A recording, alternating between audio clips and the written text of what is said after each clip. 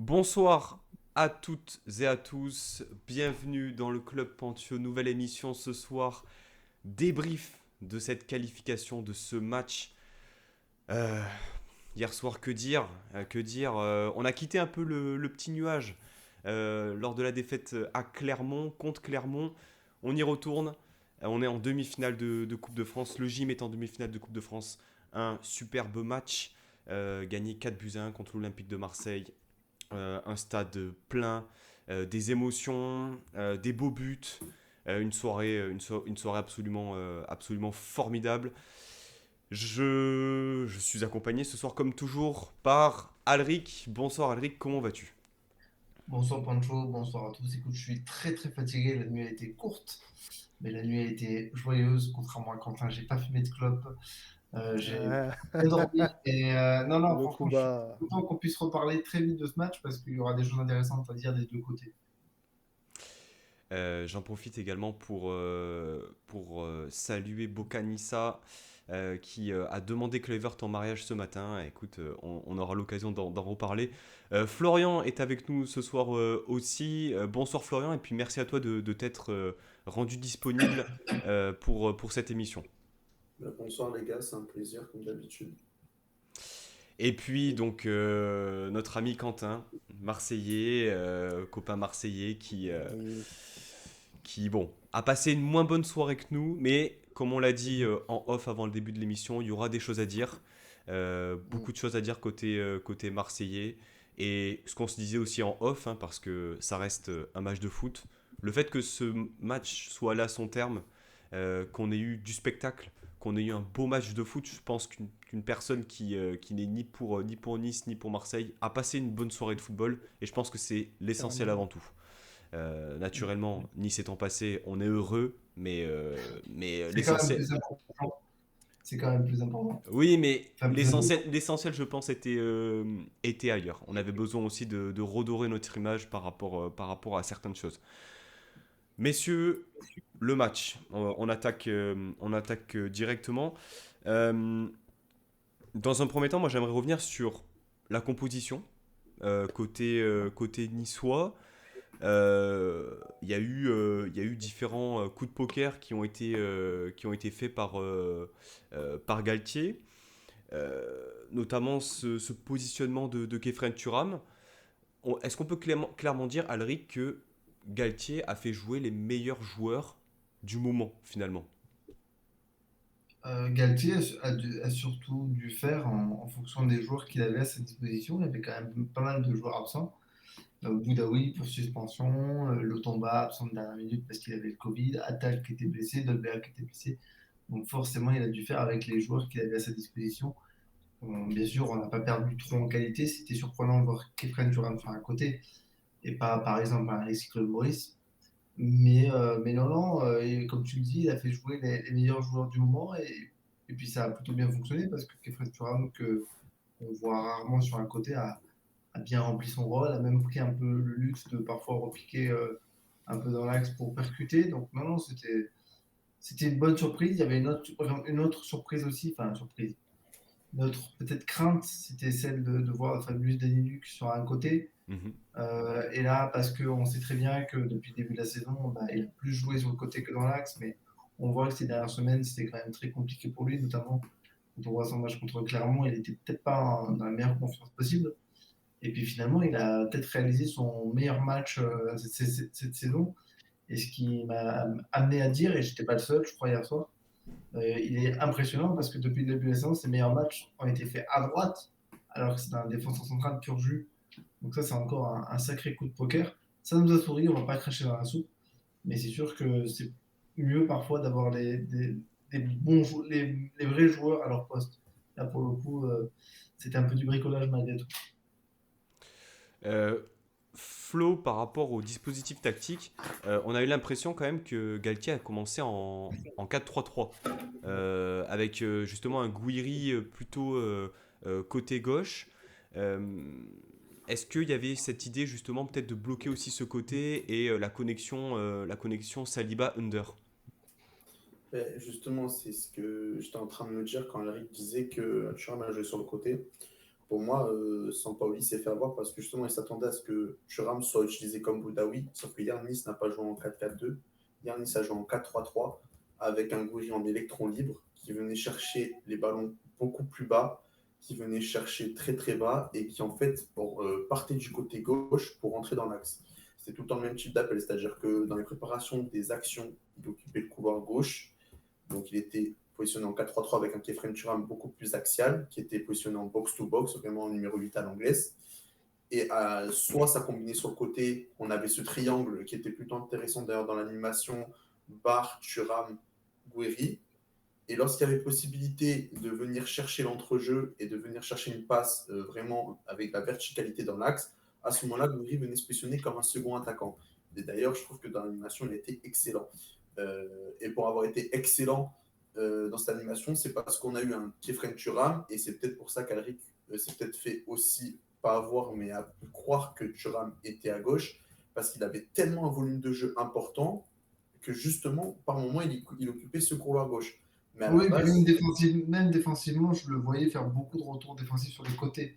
et alors, il venait serrer le côté parce qu'il est en relayeur et que Gouiri, qui est un joueur qui défend quand même pas mal, et ce qui est normal, est un peu plus feignant quand même que si tu viens positionner un Kluivert ou un Boudaoui. Donc, il devait compenser, mais en début du match, et je pense que tu as dû le ressentir aussi, en tout cas du stade, ça s'est senti, les 5-10 premières minutes, Under avait beaucoup de liberté sur son côté parce que justement, Ouais, il n'arrivait beaucoup. pas à régler le problème Under. Parce que justement, on avait un Gouiri qui n'a pas l'habitude de descendre autant défendre. Du coup, Thuram restait beaucoup justement dans ce poste 8 dans l'axe et oubliait de venir fermer ce couloir avec Melvin Barr. Notamment une occasion qui a été flagrante, c'est à un moment donné, Under vient provoquer Melvin Barr, il s'écoule à peu près une dizaine de secondes, où Under est en fixation sur Melvin Barr à l'entrée de la surface de réparation en tout début de match, et Saliba a le temps de venir dédoubler. Et c'est là où je me suis dit, si on ne règle pas vite ce problème, il y avait déjà 1-0, là on risque de prendre l'eau. Et donc voilà, donc hier Nice a joué en 4-3-3, et je pense que c'est ce système-là avec lequel il va falloir évoluer contre des équipes qui jouent avec un bloc bas. Parce qu'en termes d'animation, c'est le meilleur match de l'OGC Nice cette saison. Ouais. Je pense qu'effectivement, on est tous d'accord pour dire que c'est la meilleure performance, du moins la plus aboutie de la première à la dernière minute. Après, effectivement, il y a 4-3-3, il y a 4-4-2. Je pense qu'il y avait aussi il y avait aussi avec et sans ballon. Effectivement, parce Tout à fait. que tu Alors pour parlais. rejoindre Alric, Ouais. après Ouais. le quart d'heure de jeu, et là où je suis totalement d'accord avec lui, c'est qu'en phase défensive, on était en 4-4-2 avec un Thuram qui venait serrer le couloir. Mais on pourra en parler après, mais de toute façon, il n'a pas eu tant besoin de serrer le couloir que ça, parce que Sampaoli, qui est un grand génie magicien qui nous invente des compositions, a réussi quand même à nous sortir 4 défenseurs centraux à 4 postes défensifs, c'est-à-dire qu'il n'y avait aucune projection sur le côté d'Under. Donc le problème a vite été réglé au final. C'est Sampaoli qui s'est auto-déjoué, mais on en reviendra après, je pense. Effectivement. J'avais juste une dernière question à vous poser, supporter niçois, Flo et Alric, par rapport au choix de Morgan Schneiderlin, sachant que Mario Lemina était disponible. C'est aussi un choix de Galtier, Alric, un choix fort de se passer de Mario Lemina, tout en sachant que Pablo Rosario était de retour. Ouais, un choix surprenant au départ. Je ne vais pas le cacher que je m'attendais à voir Lemina Rosario au milieu de terrain, connaissant le poids de ce duo et le poids des deux joueurs individuellement d'un point de vue physique. Après, Schneiderlin renaît depuis qu'il est sous Galtier. Donc, on a vu aussi au parc, à Brest en 2022, qu'il était tout à fait à même de remplir ce rôle. Quand il l'a bien fait, on peut clairement compter sur lui à partir de maintenant. On le sait depuis plusieurs semaines. C'est une très très bonne pioche, c'est une très bonne chose parce que faut pas oublier que entre la saison dernière et le début de saison, on se posait la question si on n'avait pas un joueur qui prenait la place qui prenait une place inutile puisqu'on comptait pas trop sur lui. Donc là, franchement, c'est presque une recrue, Morgan Schneiderlin dans ce milieu de terrain, une solution alternative en plus. Et donc pour le coup, à partir d'aujourd'hui, sans jouer la culture de l'instant, puisque justement, ça fait plusieurs matchs qu'il est revenu à un bon niveau. À partir d'aujourd'hui, qui mettent Rosario, qui mettent Lemina, qui mettent Thuram, qui mettent Schneiderlin, peu importe, parce qu'en fait, on voit que toutes les combinaisons fonctionnent plus ou moins à manière de niveau égal. Effectivement. effectivement, et c'est quand même extrêmement intéressant pour Nice vis-à-vis de la rotation. Euh, et puis, tu sens que tout le monde est concerné, quoi. Donc ça, c'est aussi... Et c'est plaisant, si tu veux, de pouvoir te permettre aujourd'hui, dans l'effectif, avec l'effectif que tu as, de pouvoir faire plusieurs changements, parfois contraints, parfois volontaires, sans avoir la crainte de perdre en qualité. Alors bien sûr que quand tu vois un Flavius Daniel sur un côté, connaissant son gabarit, connaissant son poste de base, tu te dis, face à un Payet sur un côté, même si Payet sur un côté, c'est pas le même Payet que s'il était dans l'axe, mais tu te dis quand même, il y a une différence de vivacité, et pourtant, enfin, hier soir, je sais pas si vous avez vu, mais Flavius Daniel qui faisait des dédoublements. Ah Il non, mais faisait des dédoublements. il a fait Il un partait match... sur un il partait, il sprintait sur le côté. ouais. Le mec, il fait 1,90 m plus, il fait quasiment une centaine de kilos. Enfin, c'est un bœuf, quoi. Et il partait en dédoublement sur un côté pour faire des centres, pour proposer des solutions. Non, franchement, c'était improbable, mais encourageant, du coup. Justement, ça me permet de donner la parole à Quentin par rapport à ses choix de Sampaoli. J'y avais pas forcément pensé, mais aligner Payet face à Danny Luc, tu te dis que bon, en mettant un De La Fuente, un mec un peu plus vif face à Danny Luc, tu pourrais facilement le mettre en difficulté. Jouer avec un under ailier droit qui replie dans l'axe, avec derrière lui un Saliba qui est défenseur central, ça pose aussi question sur ce choix. Moi, j'avais aussi une question par rapport à la gestion du cas Mandanda. On est en Coupe de France aussi. Paul Lopez, alors ça n'a pas été le pire, je pense, mais autant la frappe de Kluivert, elle est belle, autant pour moi, il se trouve un peu hein, sur. Enfin, elle n'est pas inaccessible. Je sais pas si vous Mm. êtes d'accord, les gars, mais elle n'est pas inaccessible, la frappe de. Non, non, loin de là, parce il la touche sur le but, on le voit clairement. Maintenant, pour reprendre un petit peu un par un tous les points que tu as abordés, oui, c'est sûr que tactiquement, hier, on a complètement merdé. Le coach en tête de file, le choix déjà de titulariser William Saliba sur le côté droit est pour moi une erreur. Même que tu mettes Kefren Turam ou que tu mettes une autre personne devant lui, que ce soit Justin Kluivert ou quelqu'un d'autre, ce n'est pas un joueur de côté. Il a certes prouvé depuis le début de saison qu'il est capable de. On l'a vu jouer plusieurs fois ce poste-là. C'est pour ça que c'est pas une Ouais, ellipse. mais il peut jouer, il peut se projeter, mais tenir tout un match à ce poste-là, alors que depuis le début de Dans ce saison, il contexte-là, en est plus. en plus dans ce contexte où on l'a dit en off, n'a pas lieu pour être un match d'expérimentation. Là, tu as Lirola sur le banc, tu fais jouer Lirola arrière droit, tu déconnes pas. Ou alors, tu fais jouer Rongier, certes, mais tu mets quelqu'un d'autre au milieu de terrain pour compenser. Tu peux même faire jouer peut-être un Balerdi ou même un Alvaro qui a déjà joué dans ce poste de sentinelle, mais tu bricoles pas. Tu bricoles pas. Là, c'est du bricolage qu'on a fait. Je vous entendais parler de bricolage tout à l'heure vous concernant, vous êtes mignons. Nous, c'était plus que du bricolage, là, c'était de la grande rénovation à certains endroits.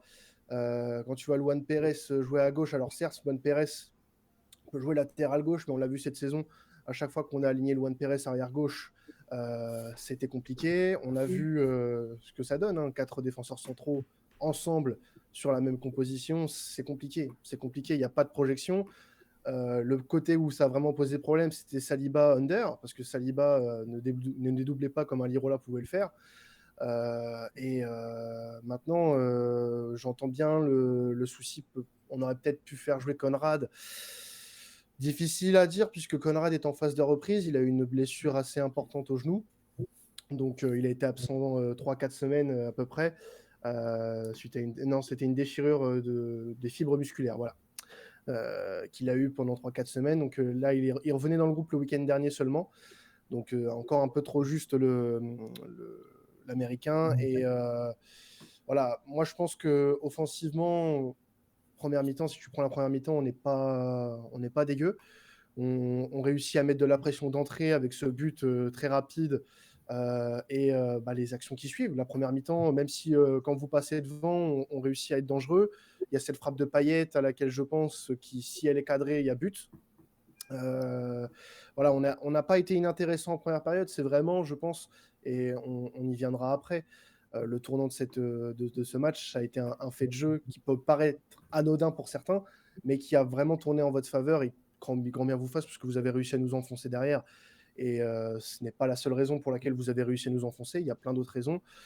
Du fait que vous avez montré beaucoup plus d'intensité et d'envie que notre équipe sur ce match-là. Ça s'est parfaitement vu sur la deuxième mi-temps. Vous avez été tueur, clinique, efficace. Tout ce qu'on n'a pas été, tout ce qu'on n'est pas depuis le début de saison d'ailleurs. On a un manque cruel d'efficacité sur certains matchs. Alors, on ne va pas prendre le match de vendredi dernier contre Angers parce qu'on a été plus qu'efficace. Même le match contre Lens il y a quelques semaines.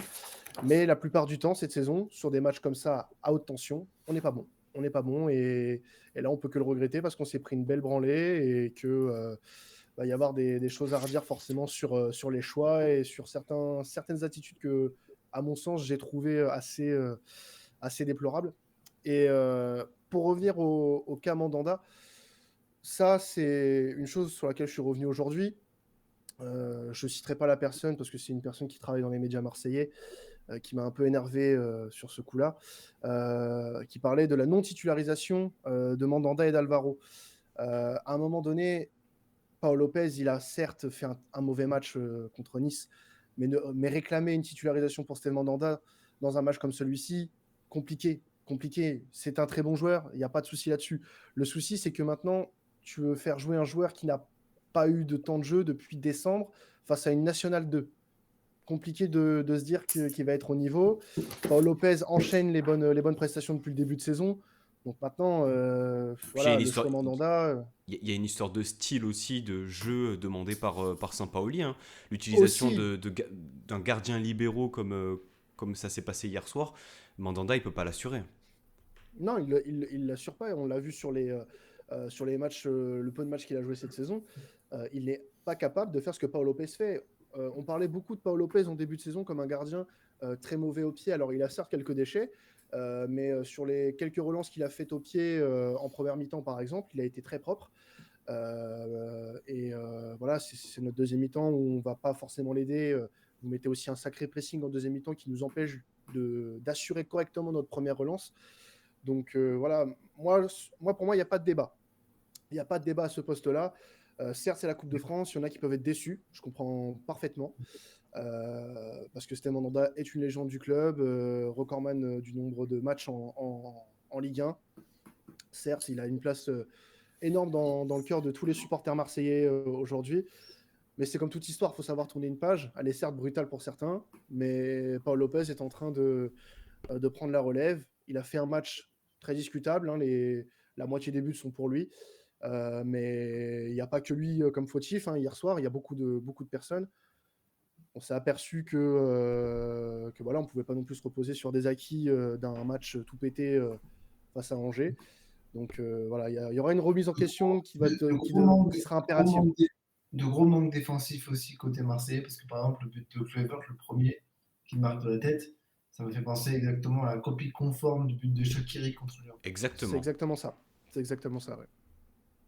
Il y a un oubli défensif où tu te dis, mais comment c'est possible qu'avec les joueurs qui sont en défense, un lutin comme Kluivert puisse prendre le ballon de la tête, quoi. Bah même un mec comme Shaqiri contre Lyon, tu vois, c'est exactement le même raisonnement. Et c'est là où c'est quand même assez particulier de commencer à se poser ces questions-là, parce qu'on rappelle quand même qu'on a la meilleure défense de Ligue 1. C'est pas anodin, c'est pas une simple statistique. On l'a prouvé sur nos derniers matchs. Défensivement, ça tient la route. Donc, faire des erreurs comme celle-ci, je suis désolé, pour moi, il y a quelque chose de plus que les joueurs. Il y a quelque chose dans le mental, dans ce genre de match où on a vécu quelque chose d'assez traumatisant. Traumatisant. Je parle pour la commu en général, mais il y a 6 mois, voilà, ce qui s'est passé, ça reste encore un peu dans nos mémoires. Il n'y a pas eu plus de couilles que ça sur le terrain, que ce soit en défense ou en attaque. Donc moi, je trouve ça un peu dommage. Vous avez pris le match par le bon bout, vous avez eu les Coronets de jouer comme il fallait. Ce genre de rencontre, pas nous. Donc voilà, il y a un bon nombre d'erreurs à noter en tout cas. Je pense qu'on va en parler tous ensemble, si je ne m'abuse. Oui, non mais complètement. Excuse-moi, on t'a réveillé pour chose. non, j'étais. Excuse-moi. Non, mais c'est très intéressant et en même temps, par quoi commencer finalement? Tu parlais d'intensité, je pense que euh, nous, Niçois, on n'avait pas forcément de doute, enfin, on n'a pas tous des doutes sur l'intensité physique et le fait d'être au rendez-vous pour ce match. Parce que dans les grands rendez-vous contre les équipes justement de notre niveau, voire supérieur, on est présent. Mhm. Mais là, on a senti une première mi-temps assez enlevée. Les J'ai... 15 premières minutes ont été compliquées pour nous. Parce que JC Todibo, par exemple, il n'y est pas pendant les 15 Ouais, premières Todibo, minutes. je sais pas ce qui s'est Compliqué. passé, hein. Et il voulait à chaque fois, tu sais, faire le petit dribble derrière la jambe pour C- y rater toutes ses relances. C'était Il le, prenait c'était son le temps Todibo de l'année précieux. dernière, tu sais, qui faisait des remontées de balles à la Lucio à l'époque au Bayern Munich, mais non, non, non, Bah, c'est vrai les qu'il... 15 premières minutes ont été compliquées. Heureusement qu'on marque vite. Parce que ça aurait pu devenir problématique très très vite. Non, complètement. Euh, Flo, toi, par rapport à ce que disait Quentin, comme voilà, tu avais peut-être aussi des questions, des choses Non, à- moi j'aimerais juste concentrer un peu plus ce débat sur, pour moi le fait de match d'hier, c'est Sampaoli en fait. Pour moi, cette défaite hier soir, elle est pour lui à 100%. Et pour moi, il va falloir commencer à ouvrir le sujet Sampaoli. Alors, ça peut paraître bizarre parce que Marseille est deuxième du championnat. Mais pour moi, c'est avec l'effectif qu'il a, la profondeur d'effectif qu'il a, le matériel qu'il a donné Longoria. Enfin, en fait, le souci de Marseille depuis le début de la saison, c'est qu'il n'y a pas de cohérence entre les matchs. Parce que dès qu'on trouve un équilibre, eh ben, on cherche à inventer autre chose. Je veux dire, la semaine dernière, euh, il trouve le moyen d'intégrer enfin Milik dans son système. Il arrive à trouver de la place pour Arkadiusz Milik. Il trouve l'animation autour de lui. Et on ne sait pas pourquoi, il vient tout changer le match d'après. Il avait réussi à recentrer Payet. Il avait réussi. Alors oui, Payet était un peu moins étincelant quand Milik brille, mais en même temps, j'ai envie de te dire qu'offensivement, tu ne peux pas avoir deux joueurs qui brillent à 100%, surtout de cette trempe. C'est-à-dire que quand on a un qui brille, c'est normal qu'un soit un peu plus en retrait, mais il y avait le bon dosage, il y avait le bon équilibre, et il est venu tout toucher. Il est venu tout toucher, et j'ai l'impression qu'en fait, Sampaoli a voulu faire une Galtier. Il a voulu faire une Galtier à Nice. C'est-à-dire que je pense qu'hier, il s'est dit, je vais être costaud derrière, et puis je vais contrer. Sauf qu'à mon avis, Galtier s'y attendait. Et Galtier, en fait, hier, a clairement mangé tactiquement Sampaoli. Mais moi, en fait, ce qui m'énerve avec ce genre d'entraîneur, parce qu'on met souvent Sampaoli dans la case des Bielsa, des Guardiola, c'est faux. C'est faux. Bielsa et Guardiola, ce sont des entraîneurs qui inventent une animation, mais avec des joueurs qui jouent à leur poste. Ils inventent une animation différente. Je prends l'exemple de Cancelo, c'est un latéral. À la perte du ballon, avec sous Guardiola, il est latéral. Quand il a le ballon, il va se réaxer un peu jouer comme un numéro 8, mais dans sa fonction, ça reste un latéral.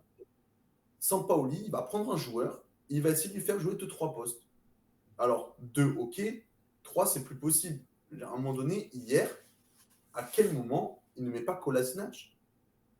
Je ne comprends pas, après son bon match contre Angers. Parce qu'on parle du souci de Under sur le côté, que Saliba ne débordait pas. Mais si tu mets un Payet sur un côté esselé, qui n'a pas de soutien, qui n'a pas un latéral qui derrière lui déborde, qui vient dédoubler pour lui permettre de venir fixer ou de pouvoir combiner, Payet sur un côté, tu ne l'utilises pas comme il faut. Et hier, Payet, il a été muet à cause de ça. Je veux dire, hier, pour moi, la défaite, elle est 100% pour Sampaoli. Et quand on dit on n'a pas reconnu l'OM de Angers, on n'a pas reconnu l'OM de Lens, ben c'est normal en fait, parce que c'est pas le même OM, c'est pas les mêmes joueurs, c'est pas le même joueur au même poste, c'est une animation différente et ça tombe tout le temps. Et c'est ça depuis le début de la saison. Et c'est pour ça que pour moi, Marseille, sous Sampaoli, ne gagnera jamais un titre. Parce que ce n'est pas d'ailleurs un entraîneur qui gagne des titres. C'est un entraîneur qui a su faire jouer par le passé parfois ses équipes, des fois ça a marché, des fois ça n'a pas marché, mais ce n'est pas un entraîneur qui gagne des titres. Voilà, c'est un entraîneur qui, comme disait euh, sur RMC, j'ai écouté l'after-foot hier soir, eh ben, c'est exactement ce qu'ils ont dit. Et Kevin Diaz, il a très bien dit, il a dit Sampaoli dans l'équipe, c'est soit vous lui mettez 8, soit vous lui mettez 0, il n'a jamais la moyenne. Ben, c'est exactement ça, c'est soit ça marche, soit ça casse. Et je pense que ça doit être dur pour les supporters marseillais à un moment donné À chaque fois que tu penses avoir trouvé la formule, une régularité, une stabilité, et que tu te dis là, ça y est, on va partir sur une série, on va pouvoir enchaîner, et bien derrière, même quand ça marche bien, il vient tout toucher. Et je ne sais pas si c'est un style qu'il veut mettre, si c'est. Je ne sais pas. Je ne comprends pas cet entraîneur, en fait. Et hier, ben, ses choix de A à Z, c'est l'incompréhension totale, et c'est ce qui mène à l'échec de l'OM. Ça me Non, fait mais on est penser. beaucoup à pas l'avoir compris. Ouais, ça me fait penser un peu à la une de la Provence juste après le match de Lyon qui demandait, enfin qui se posait la question de savoir si Sampaoli était toujours l'homme de la situation et qui était extrêmement positif avec lui après le match d'Angers. Bon, euh, très culture de l'instant tout ça, mais quel est le fond vraiment de la pensée collective, Quentin, par rapport à ça? Bah, c'est assez partagé. C'est assez partagé, je vais pas vous le cacher. Il y a ceux qui vont défendre Sampaoli, ceux qui vont le vouloir sur une chaise électrique. Moi, je suis de ceux qui ne sont pas à vouloir le mettre sur le peloton d'exécution, mais qui commencent peut-être un petit peu à pas émettre des doutes non plus, parce que on est deuxième du championnat. Nous sommes toujours européens malgré une campagne très moyenne. Mais aujourd'hui, ce qu'il a fait contre Nice, c'est très discutable. Et c'est pas la première fois où on peut dire que le coach a complètement merdé sur sa composition. Moi, j'ai plusieurs références en tête sur la saison depuis le début. Le match contre Lille à l'aller, le match contre Galatasaray en Europa League au retour. On a quelques matchs au Vélodrome aussi, 2-3 matchs au Vélodrome. Donc ça commence à faire beaucoup. Ça commence à faire beaucoup, mais maintenant, j'ai envie de vous dire, je lui fais confiance parce qu'on sait que cette équipe, alors tu l'as très bien dit d'ailleurs, elle est Sampaoli, c'est soit 0, soit 8. Très bien. On a vu ce que ça donnait quand ça vaut un 8. Moi, si on oscille entre le 0 et le 8 et qu'on finit deuxième du championnat, ça me va très bien. Maintenant, tu parlais aussi de profondeur. Alors, ok. Il y a eu des moyens qui sont donnés, je suis tout à fait d'accord. Le recrutement qu'on a fait depuis le début de saison est très alléchant. Certains joueurs ont su mettre leurs mains à la pâte comme il fallait. Maintenant, il y a des joueurs qui ne sont pas encore prêts pour ce genre d'environnement. Je pense à un joueur, par exemple, comme Conrad, qui a certes, balle au pied, Alors, beaucoup de talent, mais qui n'est pour moi pas encore je suis d'accord avec fin toi. prêt. Et un joueur comme Luis Enrique, pareil, c'est exactement la même analyse qu'on peut faire. Il Pour y moi, a c'est pas Attends, beaucoup je de vais appeler Brice. profondeur.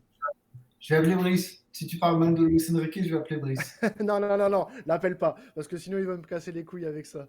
Mais, mais juste pour terminer là-dessus, on a certes en termes de quantité des joueurs capables de, sur le long terme, pouvoir peut-être jouer, mais sur le court terme, quand tu parles de qualité, il y a certains joueurs qui, pour le moment, ne sont pas aptes pour moi à être titulaires ou à avoir un rôle majeur à l'Olympique de Marseille. Et Non, mais dans la les deux rotation, joueurs ça que je viens de suffit citer, largement. je suis pas d'accord. Moi, dans les deux exemples que tu as cités, Enrique et Conrad, pour moi, c'est les mêmes difficultés, mais c'est pas du tout Oui. les mêmes raisons. Pour moi, Luis Enrique, c'est un joueur qui vient d'Amérique du Sud, qui a du mal pour moi à s'adapter à son environnement, à son championnat, et qui a peut-être un plafond de verre. Conrad de la Fuente, c'est une gestion catastrophique du début de saison de Sampaoli, où il fait un début de saison très très fort, où d'un coup il est sorti du 11 du jour au lendemain, et on ne le voit même plus rentrer 10 minutes par match, il sort directement du groupe. On ne le voit même plus faire des rentrées. Pour moi, Conrad de la Fuente, c'est pas du tout le même cas que Luis Enrique. Conrad de la Fuente, c'est une gestion catastrophique de Sampaoli. Oui, mais la finalité est la même.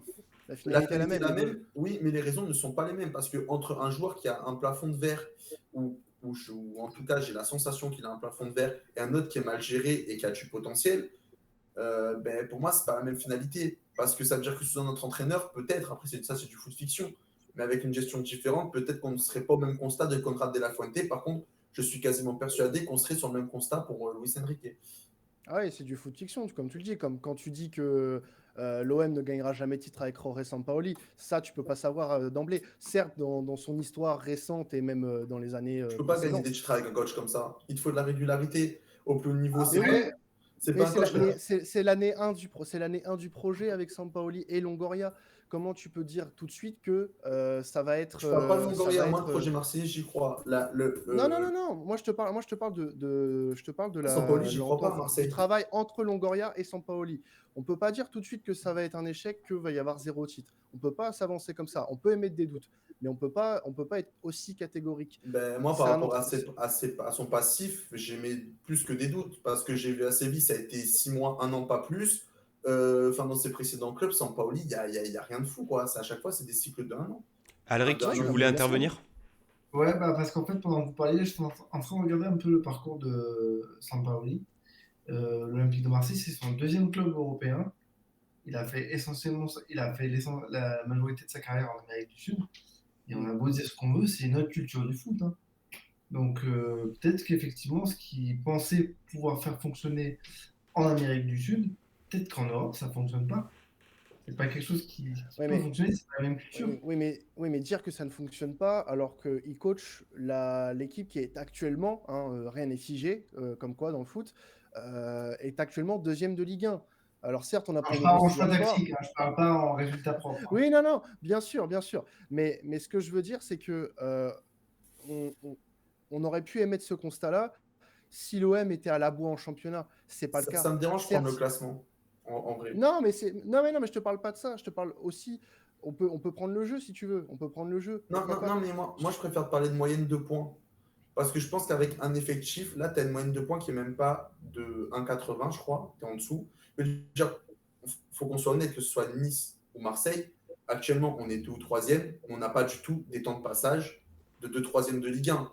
Enfin, à un moment donné, il faut qu'on se regarde droit dans les yeux. Parce que le championnat est assez homogène cette année. Il faut Mais aussi, il est, faire ce constat-là. il est homogène, mais je veux dire, je crois que nous, on a 6 défaites, 5 défaites. Je veux dire, 6. 6. 6 défaites pour un 3e de Ligue 1 à la 23, 24e journée, c'est nul. Faut dire ce qui Oui, est. bien sûr. Non, mais Non, non, Pancho, c'est la vérité. Je ne dis pas qu'on est nul. Je suis content de la saison qu'on fait. Mais je te dis que dans les autres championnats, regarde les autres années, dans les temps de passage, avec ce nombre de points-là, tu es beaucoup plus loin. Ouais, mais où est-ce que tu veux en venir en disant ça, Flo? Mais là où je veux en venir, c'est que la qualité intrinsèque de l'effectif marseillais doit être supérieure à 1,60 ou 1,50 points pris par match. C'est-à-dire qu'il y a des Ça, c'est matchs ton avis, ça. où si Ça, tu c'est ton amènes. avis. Ben ouais, mais bon, avec l'effectif que tu as, je veux dire, tu as un Under qui a une expérience, qui est quand même allé en Angleterre, qui est quand même allé en Turquie, tu vois qu'il est au-dessus du lot. Tu as Oui, Milik, mais qui est l'un des meilleurs Under, attaquants de Serie A avant qu'il vienne chez toi, qui se blesse, et tu sens encore qu'il a des qualités. Tu as un Payet que tu balades à droite, à gauche, mais tu connais la valeur intrinsèque de Payet quand il est dans l'axe, qu'il est mis dans de bonnes conditions. Je veux dire, voilà, tu sais que tu peux derrière mettre une paire Guendouzi, tu as du Gerson, tu as du Rongier, tu as du Pape Gay, tu as une profondeur au milieu de terrain qui est incroyable. Je veux dire, tu as une charnière centrale, tu as Kaleta Char, tu as Saliba, tu as Luan Pérez, tu as même Balerdi en 4, ça suffit largement. Allez, le seul doute où je te rejoins en termes d'effectifs, c'est au niveau des latéraux. Parce que tu n'as pas vraiment de doubleur à Paul Lirola. Et bon, Kolasinac, tu l'as vu un match, donc il va falloir voir sur la durée. Mais jusqu'à maintenant, tu avais Jordan Amavi, bon, qui chez nous, bon, on ne peut pas juger parce qu'il a fait 2 matchs, il a été bon. et il s'est blessé. Ouais. Voilà, je suis d'accord avec toi. Mais tu n'as pas de profondeur au poste latéral gauche. Donc, à part sur les postes au niveau des latéraux, sinon, je suis désolé, le reste de ton effectif, c'est le meilleur effectif de Ligue 1. Pour moi, en tout cas. Oui, mais pourquoi du coup on fait ce constat-là alors que l'OM est deuxième de Ligue 1? C'est ça que je Parce comprends que, pas. parce que j'ai l'impression que tes matchs, parce que je dis honnêtement, je regarde beaucoup l'OM depuis le début de la saison. J'ai pas regardé tous les matchs de l'OM, je vais pas te mentir, je vais pas faire le Ouais, mec bien qui. sûr. Voilà, mais j'ai regardé beaucoup de matchs de l'OM.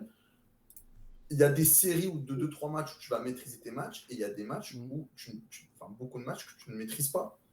Ouais, bien Et, sûr. et on fait surtout contre les gros.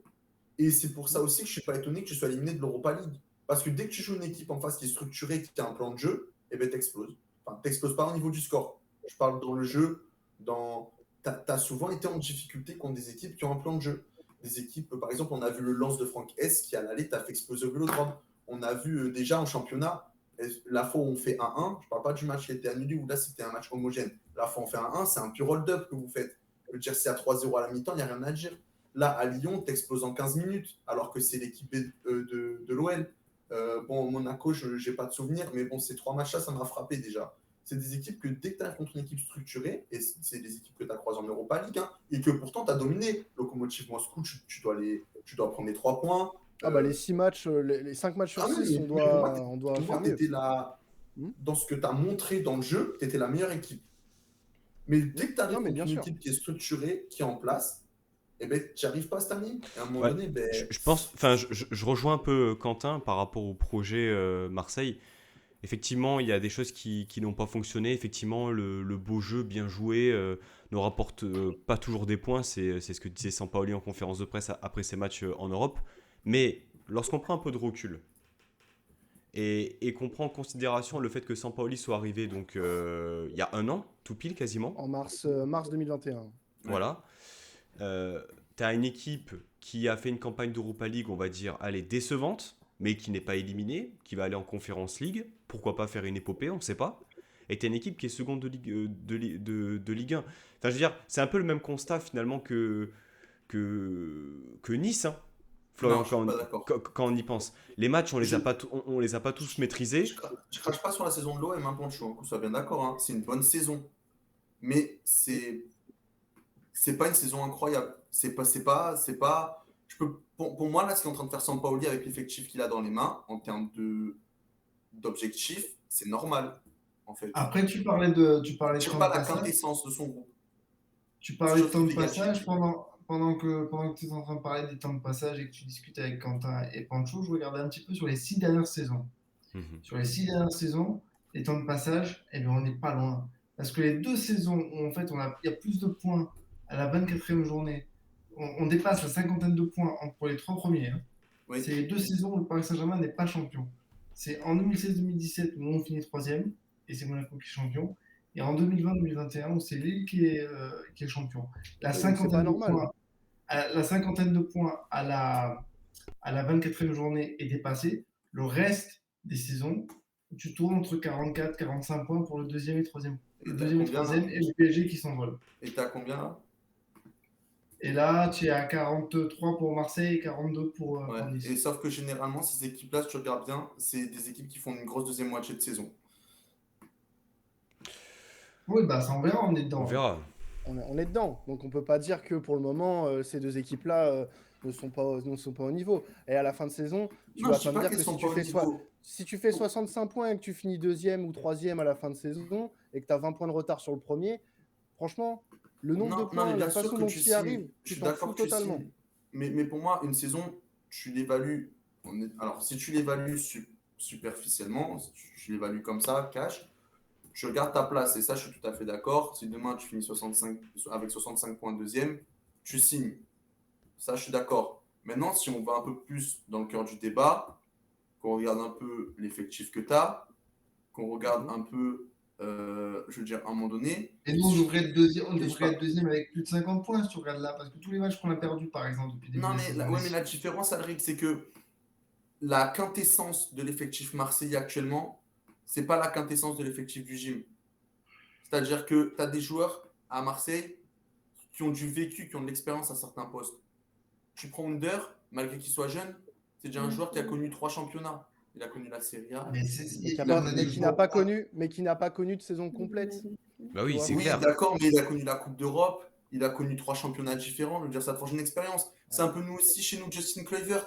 C'est un peu le même Ah bah oui, profil. mais voilà. Oui, oui, certes, par son âge, il est jeune, mais par contre, en termes d'expérience, c'est un garçon qui a connu la Ligue des Champions. Bah, C'est Lemina, un garçon. Schneiderlin, Justin Kluivert, on a des joueurs qui ont du vécu aussi dans notre Oui, effectif. bien sûr, mais sauf que tu prends par exemple, alors pour les Mina, je suis d'accord, mais tu prends Schneiderlin, il est en fin de carrière. Tu prends Under, il va arriver à l'explosion de sa carrière. Après, tu as des temps de passage aussi. Pour moi, actuellement, l'OM, c'est le deuxième effectif de Ligue 1. Je pense que ce qui manque à cette équipe vraiment, c'est de la cohérence et de la continuité. Après, comme on dit, c'est du foot fiction. Mais je pense que, voilà, on peut dire que l'OM fait une saison qui, pour moi, est normale. L'OM ne fait pas, pour l'instant, une grande saison. L'OM fait une saison qui est normale. Et si l'OM, actuellement, avec cet effectif en fin de saison, est hors du podium, c'est un échec. Tout à fait. Ah oui, On est là, d'accord je suis là-dessus. d'accord. Ah là, oui, Par clairement. contre, Là, sur ce point-là, on est d'accord. Mais on peut pas parce s'avancer que sur ça. regarde, tu as Tout quand même comme, une tout comme anomalie. Nice, si Nice n'est pas européen avant la fin de saison, c'est un échec. Européen, pas top Européen. 3. Ouais, mais c'est là où la nuance, tu vois, le Pancho, elle est différente. C'est que Ah tu oui, sais que dans ton mais clairement, effectif, parce t'es que prêt. c'est un nouveau projet qui est insufflé, c'est un nouvel entraîneur, t'as des nouveaux joueurs, t'as quand même beaucoup de jeunes joueurs encore. L'objectif, c'est d'être européen.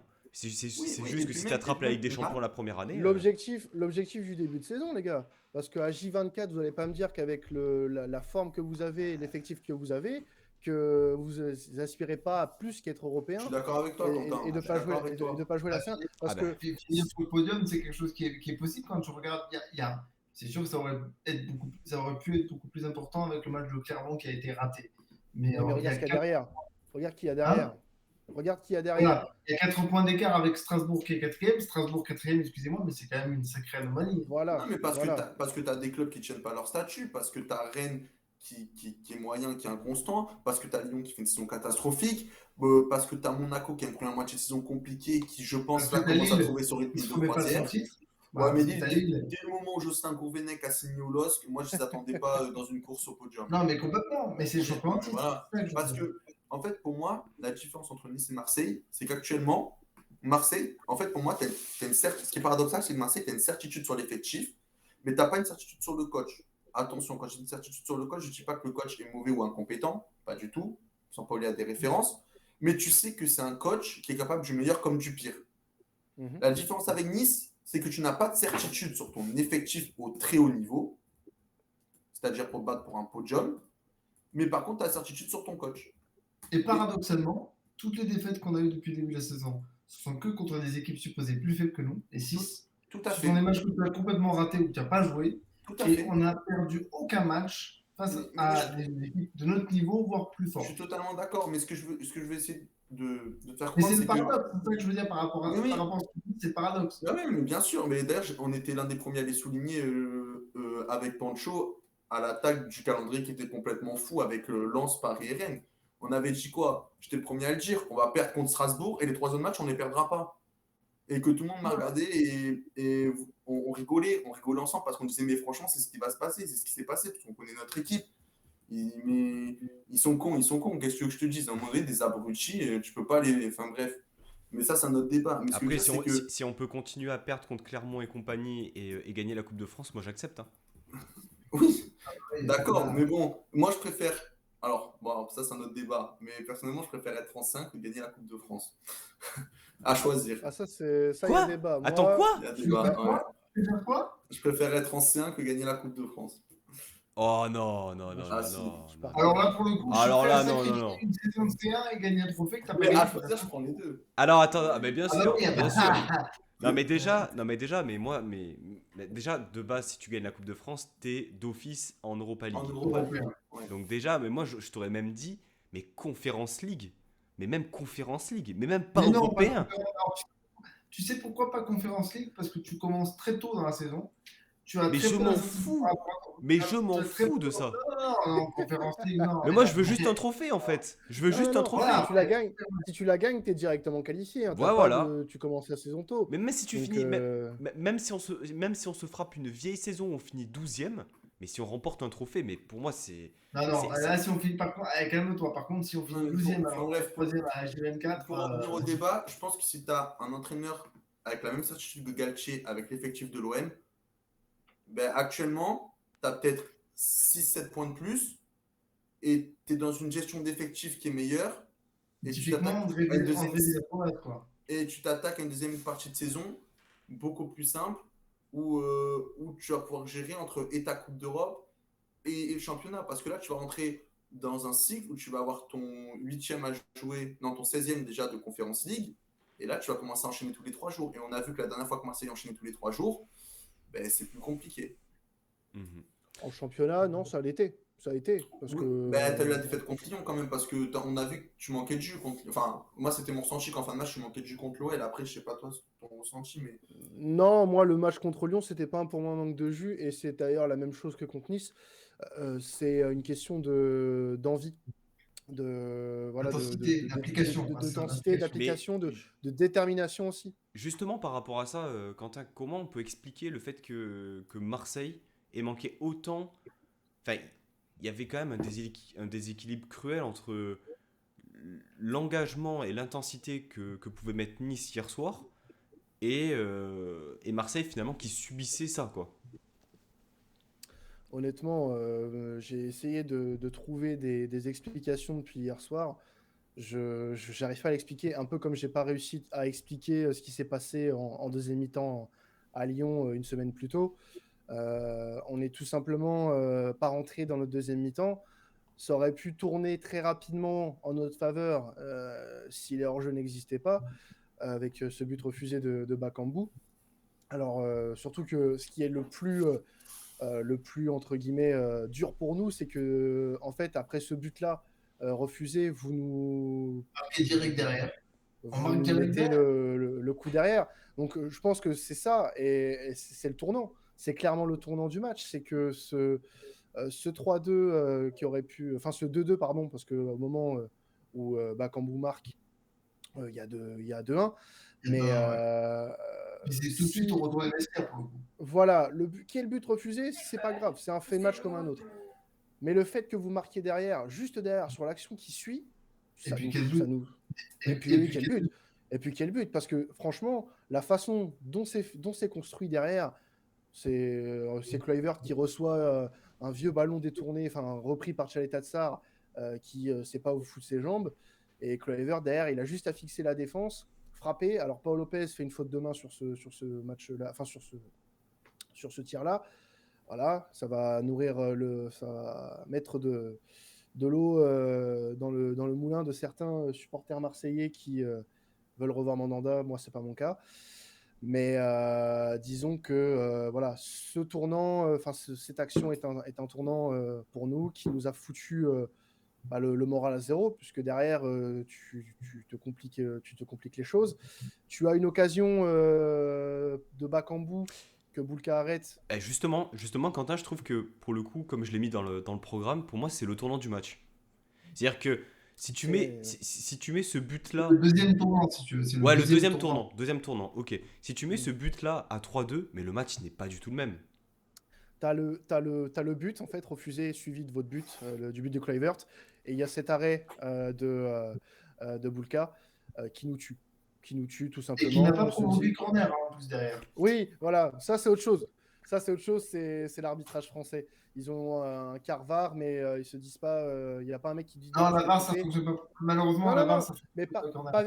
pas vérification, on va pas vérifier une action pour ça, mais il y a un mec qui regarde le match quand même, qui peut lui dire, tiens, tu t'es trompé, 10 corner, voilà, c'est tout. Enfin bref, c'est pas ça qui change quoi que ce soit, quoi qu'il arrive. Ouais, Même si un corner, ça peut amener une occasion de but. Enfin bon, bien sûr. mais Ils voilà. n'ont pas été très bien tirés d'ailleurs, tous les coups de pied arrêtés Non, de non, Marseille non, hier. non, non. J'ai une Non, non, question pour bah. Quentin. Ouais, vas-y.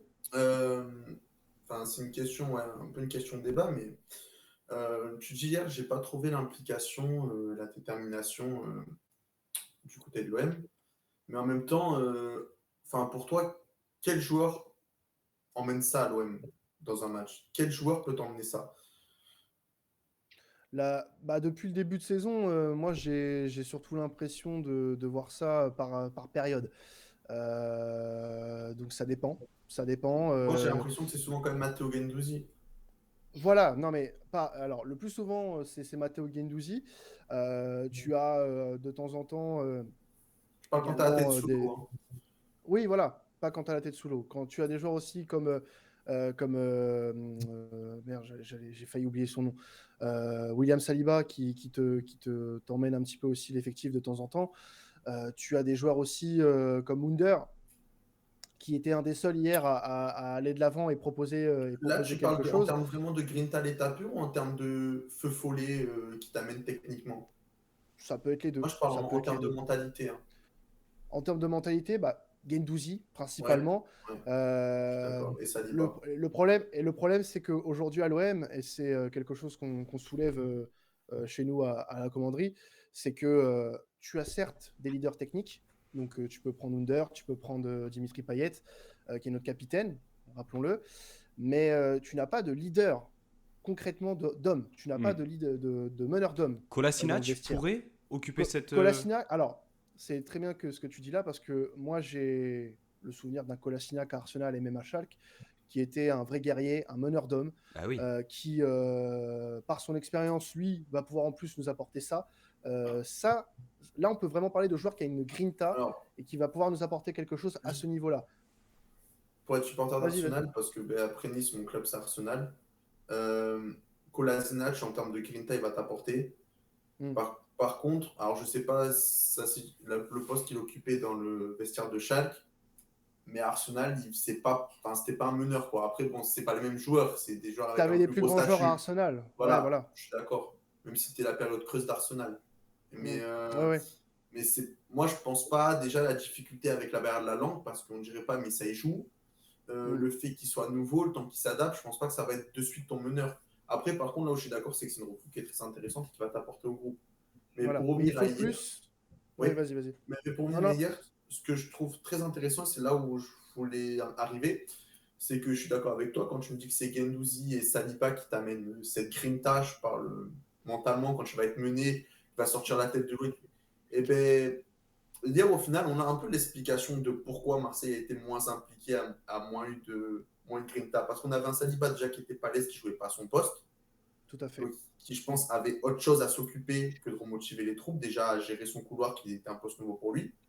Et on a un Guendouzi, et ça on en a peu parlé depuis le début de cette émission, qui a été éteint par un excellent Morgan Schneiderlin. Ouais. Et qui hier soir a vraiment occupé le poste de l'ombre. Et un peu, bon évidemment la comparaison est très légère, Avec Rosario aussi, hein, parce qu'on parle mais, vraiment pas Rosario. de ça, mais Rosario mais un peu Schneiderlin, au Jorginho de Chelsea avec Tourelle, qui est plus là pour emmerder au final que pour être là dans l'utilisation du ballon. Même si même avec l'utilisation du ballon, il a été très bon hier, Schneiderlin. Mais il t'a clairement fait une individuelle, voire des fois des prises avec Rosario, comme vous le dites justement. Et c'est ce qui a éteint Matteo Guendouzi. Et tu justement, vois, excuse-moi 30 secondes, je te coupe, mais sur le deuxième but de Nice, là, où on amène, il y a un décalage sur le côté, il y a le centre, il y a la tête de Clever. Mais je crois que la passe clé, la passe qui déclenche tout, c'est une passe de plein axe de Morgan Schneiderlin sur la récupération de balle. Il sur, envoie un sur caviar le plein deuxième, axe, troisième. deuxième. Sur le Oui. deuxième, c'est Kefren Turam qui vient faire un double contact et qui vient casser la ligne, il me semble. Il y a pas. Attends, il y a. Il Ou y a alors un c'est le but. premier. il y a- Peut-être que c'est le premier. Mais il y a un des buts qu'on met où il y a Schneiderlin qui Oui, casse une ligne. mais sûrement parce qu'il a fait un match excellent hier et justement parce que tout à l'heure on parlait justement de Morgan Schneiderlin, mais je pense pour moi on a trouvé le poste où il était vraiment très très bon.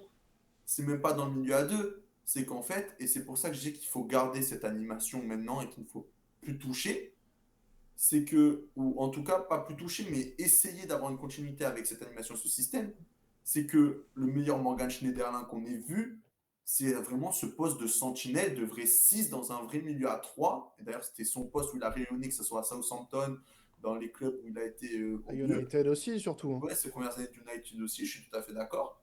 Et c'est vraiment ce poste-là. Et parce que là, à ce moment-là, dans ce milieu à 3, en fait, si tu veux, tu lui débarrasses un peu du fait d'avoir de l'importance dans les premières relances, chose qui n'est pas forcément son fort, d'aller casser la ligne, d'aller amener une projection. Et vraiment, tu le cantonnes à vraiment là où il est le meilleur, c'est-à-dire ce côté ombre, où il va amener de l'impact. Parce que même Ah, il si ça revient, ouais, des récupérations. ah oui, mais parce Mais que hier, je ce pense qu'on ne se que- rend pas compte, mais ce qu'il a fait, c'est très fort. Parce que Ouais. malgré la jeunesse de Matteo Guendouzi, pour l'avoir connu justement à Arsenal, c'est un joueur qui, en termes d'impact, il y en a très très peu qui arrivent à rivaliser avec lui sur 90 minutes. Et hier, c'est pas sur 1 heure ou sur 30 minutes qu'il a tenu Guendouzi, c'est sur les 90. Mais Et c'est. chose. Ouais. Mais ce sur quoi je l'ai trouvé aussi très fort, Schneiderlin, c'est dans la première relance. À chaque fois qu'il a récupéré un ballon, à chaque fois qu'il a eu un ballon à négocier, ça a toujours été juste. Alors je ne sais pas Oui. exactement à combien il est de pourcentage de passes réussies sur ce match-là, mais je l'ai trouvé très propre.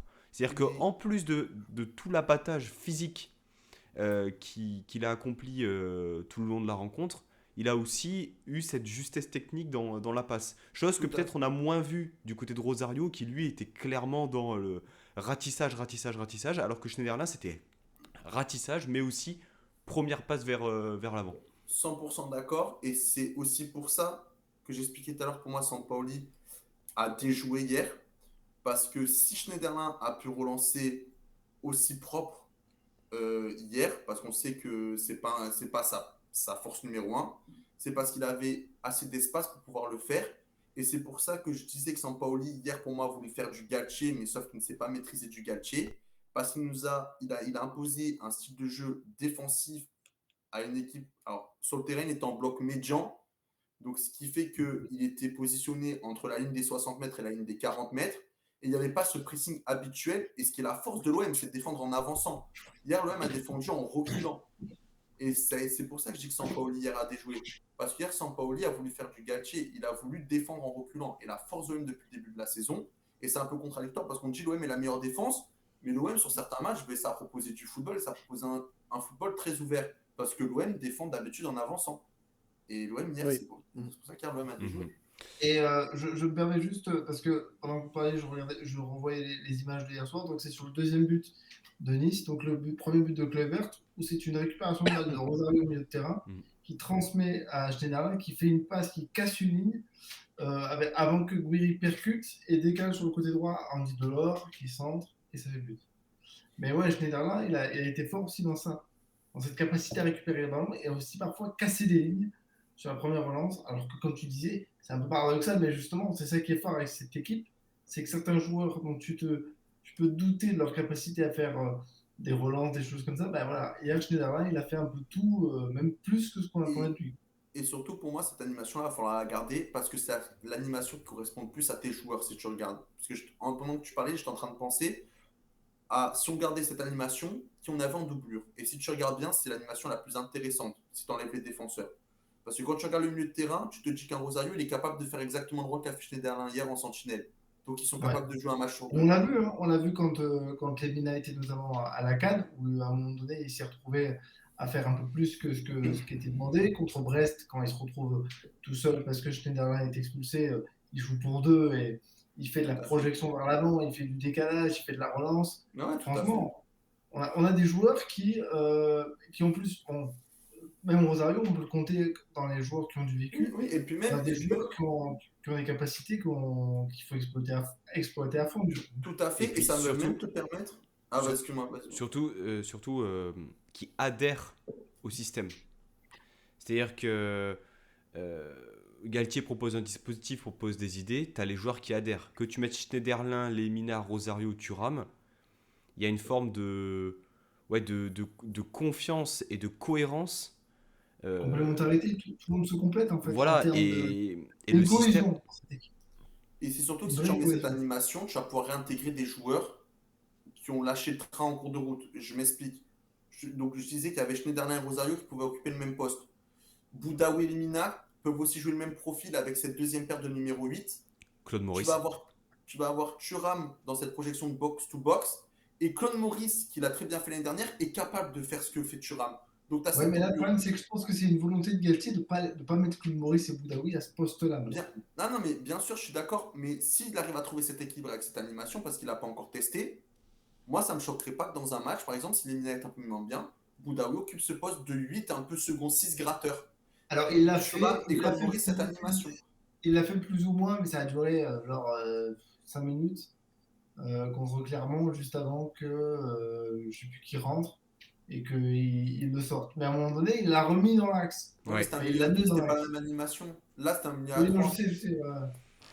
Et surtout, je pense qu'un joueur comme Calvin Stengs, si tu arrives à vraiment le faire rentrer sur ce coup-là comme un vrai ailier, avec 3 milieux derrière, là, pour moi, à ce moment-là, il y a des joueurs qui étaient un peu mis de côté, qui vont pouvoir se réintégrer. C'est pour ça que pour moi, c'est la meilleure animation que peut avoir l'OGC Nice actuellement.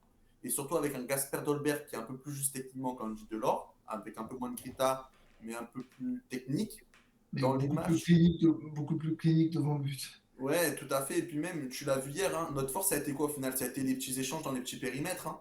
C'est ça. Et dans ce 4-4-2, tu es tellement espacé, on le disait souvent dans les débriefs, 2-3 fois je suis venu débriefer avec vous, le constat qu'on dit, c'est qu'il y avait toujours ce no man's land au milieu de terrain et que tu n'arrivais jamais à trouver un joueur qui venait occuper. Là, on a été compact, comme tu dis, on a été capable de jouer dans les petits espaces par des redoublements de passes. Ouais, moi, j'ai adoré. À partir du moment où on a marqué le deuxième but, ce que j'ai constaté, c'est que quand on partait en transition, c'était direct. Il n'y avait pas 36 tricotages de ballon. C'était en 2-3 passes, on arrivait à se projeter, on arrivait à faire des échanges de ballons. Et c'est quelque chose qu'on a toujours reproché à l'OGC Nice, un peu importe les époques. On le maîtrisait bien au début de saison quand même. Hein. Oui. Mais après, je pense qu'au début de saison, il y avait aussi l'effet surprise. Je suis d'accord avec toi. Mais après aussi, alors moi je suis d'accord avec ce que tu dis, mais ce qui m'a encore plus surpris, c'est quand tu t'es retrouvé mené 1-0 par l'OM, parce que là, je me suis dit, Et c'est scénario catastrophe.